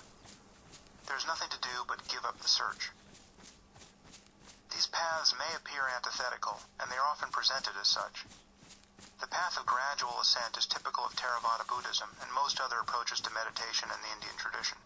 And gradualism is the natural starting point for any search, spiritual or otherwise. Such goal-oriented modes of practice have the virtue of being easily taught, because a person can begin them without having had any fundamental insight into the nature of consciousness or the illusoriness of the self. He need only adopt new patterns of attention, thought, and behavior, and the path will unfold before him. By contrast, the path of sudden realization can appear impossibly steep. It is often described as non-dualistic, because it refuses to validate the point of view from which one would meditate or practice any other spiritual discipline. Consciousness is already free of anything that remotely resembles a self, and there is nothing you can do, as an illusory ego, to realize this. Such a perspective can be found in the Indian tradition of Advaita Vedanta, and in a few schools of Buddhism. Those who begin to practice in the spirit of gradualism often assume that the goal of self-transcendence is far away, and they may spend years overlooking the very freedom that they yearn to realize. The liability of this approach became clear to me when I studied under the Burmese meditation master, Sayadaw U Pandita. I sat through several retreats with U Pandita, each a month or two in length. These retreats were based on the monastic discipline of Theravada Buddhism. We did not eat after noon, and we were encouraged to sleep no more than 4 hours each night. Outwardly, the goal was to engage in 18 hours of formal meditation each day. Inwardly, it was to follow the stages of insight as laid down in Buddhaghosa's 5th century treatise, the Visuddhimagga, and elaborated in the writings of U Pandita's own legendary teacher, Mahasi Sayadaw. The logic of this practice is explicitly goal-oriented. According to this view, one practices mindfulness not because the intrinsic freedom of consciousness can be fully realized in the present, but because being mindful is a means of attaining an experience often described as cessation, which is thought to decisively uproot the illusion of the self, along with other mental afflictions, depending on one's stage of practice. Cessation is believed to be a direct insight into an unconditioned reality. The Pali word is nibbana, Sanskrit nirvana, that lies behind all manifest phenomena. This conception of the path to enlightenment is open to several criticisms. The first is that it is misleading with respect to what can be realized in the present moment in a state of ordinary awareness. Thus, it encourages confusion at the outset regarding the nature of the problem one is trying to solve. It is true, however, that striving toward the distant goal of enlightenment, as well as the nearer goal of cessation, can lead one to practice with an intensity that might be otherwise difficult to achieve. I never made more effort than I did when practicing under U Pandita. But most of this effort arose from the very illusion of bondage to the self that I was seeking to overcome. The model of this practice is that one must climb the mountain so that freedom can be found at the top. But the self is already an illusion, and that truth can be glimpsed directly, at the mountain's base or anywhere else along the path. One can then return to this insight again and again as one's sole method of meditation, thereby arriving at the goal in each moment of actual practice. This isn't merely a matter of choosing to think differently about the significance of mindfulness. It's a difference in what one is able to be mindful of. Dualistic mindfulness, paying attention to the breath, for instance, generally proceeds on the basis of an illusion. One feels that one is a subject, a locus of consciousness inside the head, that can strategically pay attention to the breath or some other object of awareness because of all the good it will do. This is gradualism in action. And yet from a non-dualistic point of view, one could just as well be mindful of selflessness directly. To do this, however, one must recognize that this is how consciousness is, and such an insight can be difficult to achieve. However, it does not require the meditative attainment of cessation. Another problem with the goal of cessation is that most traditions of Buddhism do not share it, and yet they produce long lineages of contemplative masters, many of whom have spent decades doing nothing but meditating on the nature of consciousness. If freedom is possible, there must be some mode of ordinary consciousness in which it can be expressed. Why not realize this frame of mind directly? Nevertheless, I spent several years deeply preoccupied with reaching the goal of cessation, and at least 1 year of that time was spent on silent retreat. Although I had many interesting experiences, none seemed to fit the specific requirements of this path. There were periods during which all thought subsided, and any sense of having a body disappeared. What remained was a blissful expanse of conscious peace that had no reference point in any of the usual sensory channels. Many scientists and philosophers believe that consciousness is always tied to one of the five senses, and that the idea of pure consciousness, apart from seeing, hearing, smelling, tasting, and touching, is a category error and a spiritual fantasy. I am confident that they are mistaken. But cessation never arrived. Given my gradualist views at that point, this became very frustrating. Most of my time on retreat was extremely pleasant, but it seemed to me that I had been merely given the tools with which to contemplate the evidence of my non-enlightenment. My practice had become a vigil, a method of waiting, however patiently, for a future reward. The pendulum swung when I met an Indian teacher named H.W.L. Punja, called Punjaji or Papaji by his students. Punjaji was a disciple of Ramana Maharshi, arguably the most widely revered Indian sage of the 20th century. Ramana's own awakening had been quite unusual, because he had had no apparent spiritual interest or contact with a teacher. As a boy of 16, living in a middle-class family of South Indian Brahmins, he spontaneously became a spiritual adept. While sitting alone in his uncle's study, Ramana suddenly became paralyzed by a fear of death. He lay down on the floor, convinced that he would soon die, but rather than remaining terrified, he decided to locate the self that was about to disappear. He focused on the feeling of I, a process he later called self-inquiry, and found it to be absent from the field of consciousness. Ramana the person didn't die that day, but he claimed that the feeling of being a separate self never darkened his consciousness again. After fruitlessly attempting to behave like the ordinary boy he had once been, Ramana left home and traveled to Tiruvannamalai, an ancient pilgrimage site for followers of Shiva. He spent the rest of his life there, in proximity to the mountain Arunachala, with which he claimed to have a mystical connection. In the early years after his awakening, Ramana seemed to lose his ability to speak, and he was said to grow so absorbed in his experience of transfigured consciousness that he remained motionless for days at a time. His body grew weak, developed sores, and had to be tended by the few locals who had taken an interest in him. After a decade of silence, around 1906, Ramana began to conduct dialogues about the nature of consciousness. Until the end of his life, a steady stream of students came to study with him. These are the sorts of things he was apt to say. The mind is a bundle of thoughts. The thoughts arise because there is the thinker. The thinker is the ego. The ego, if sought, will automatically vanish. Reality is simply the loss of the ego. Destroy the ego by seeking its identity. Because Because ego is no entity, it will automatically vanish and reality will shine forth by itself. This is the direct method, whereas all other methods are done only retaining the ego. No sadhanas, spiritual practices, are necessary for engaging in this quest. There is no greater mystery than this, that being the reality, we seek to gain reality. We think that there is something hiding our reality, and that it must be destroyed before the reality is gained. It is ridiculous. A day will dawn when you will yourself laugh at your past efforts. That which will be on the day you laugh is also here and now. Any attempt to make sense of such teachings in third-person scientific terms quickly produces monstrosities. From the point of view of psychological science, for instance, the mind is not just a bundle of thoughts.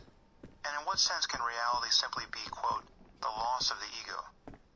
Does this reality include quasars and hantavirus? But these are the kinds of quibbles that will cause one to miss Ramana's point. While the philosophy of Advaita and Ramana's own words may tend to support a metaphysical reading of teachings of this kind, their validity is not metaphysical. Rather, it is experiential. The whole of Advaita reduces to a series of very simple and testable assertions. Consciousness is the prior condition of every experience. The self or ego is an illusory appearance within it. Look closely for what you are calling I, and the feeling of being a separate self will disappear. What remains, as a matter of experience, is a field of consciousness, free, undivided, and intrinsically uncontaminated by its ever-changing contents. These are the simple truths that Punjaji taught.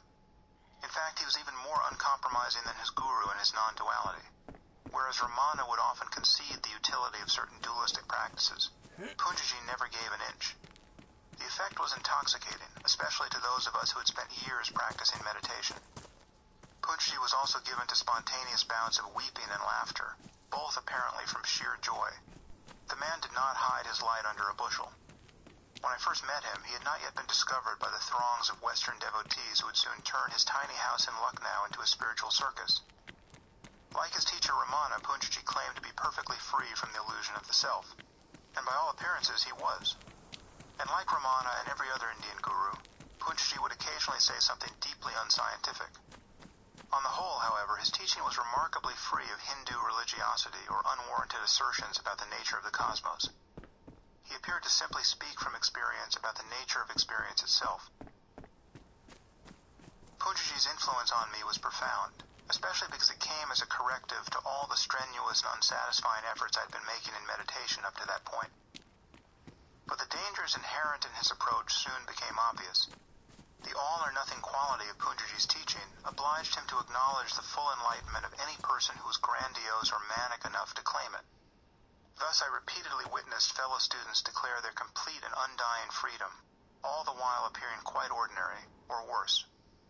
In certain cases, these people had clearly had some sort of breakthrough, but Punjaji's insistence upon the finality of every legitimate insight led many of them to delude themselves about their spiritual attainments. Some left India and became gurus. From what I could tell, Punjaji gave everyone his blessing to spread his teachings in this way. He once suggested that I do it, and yet it was clear to me that I was not qualified to be anyone's guru. Nearly 20 years have passed, and I'm still not. Of course, from Punjaji's point of view, this is an illusion, and yet there simply is a difference between a person like myself, who is generally distracted by thought, and one who isn't and cannot be. I don't know where to place Punjaji on this continuum of wisdom, but he appeared to be a lot farther along than his students. Whether Punjaji was capable of seeing the difference between himself and other people, I do not know. But his insistence that no difference existed began to seem either dogmatic or delusional.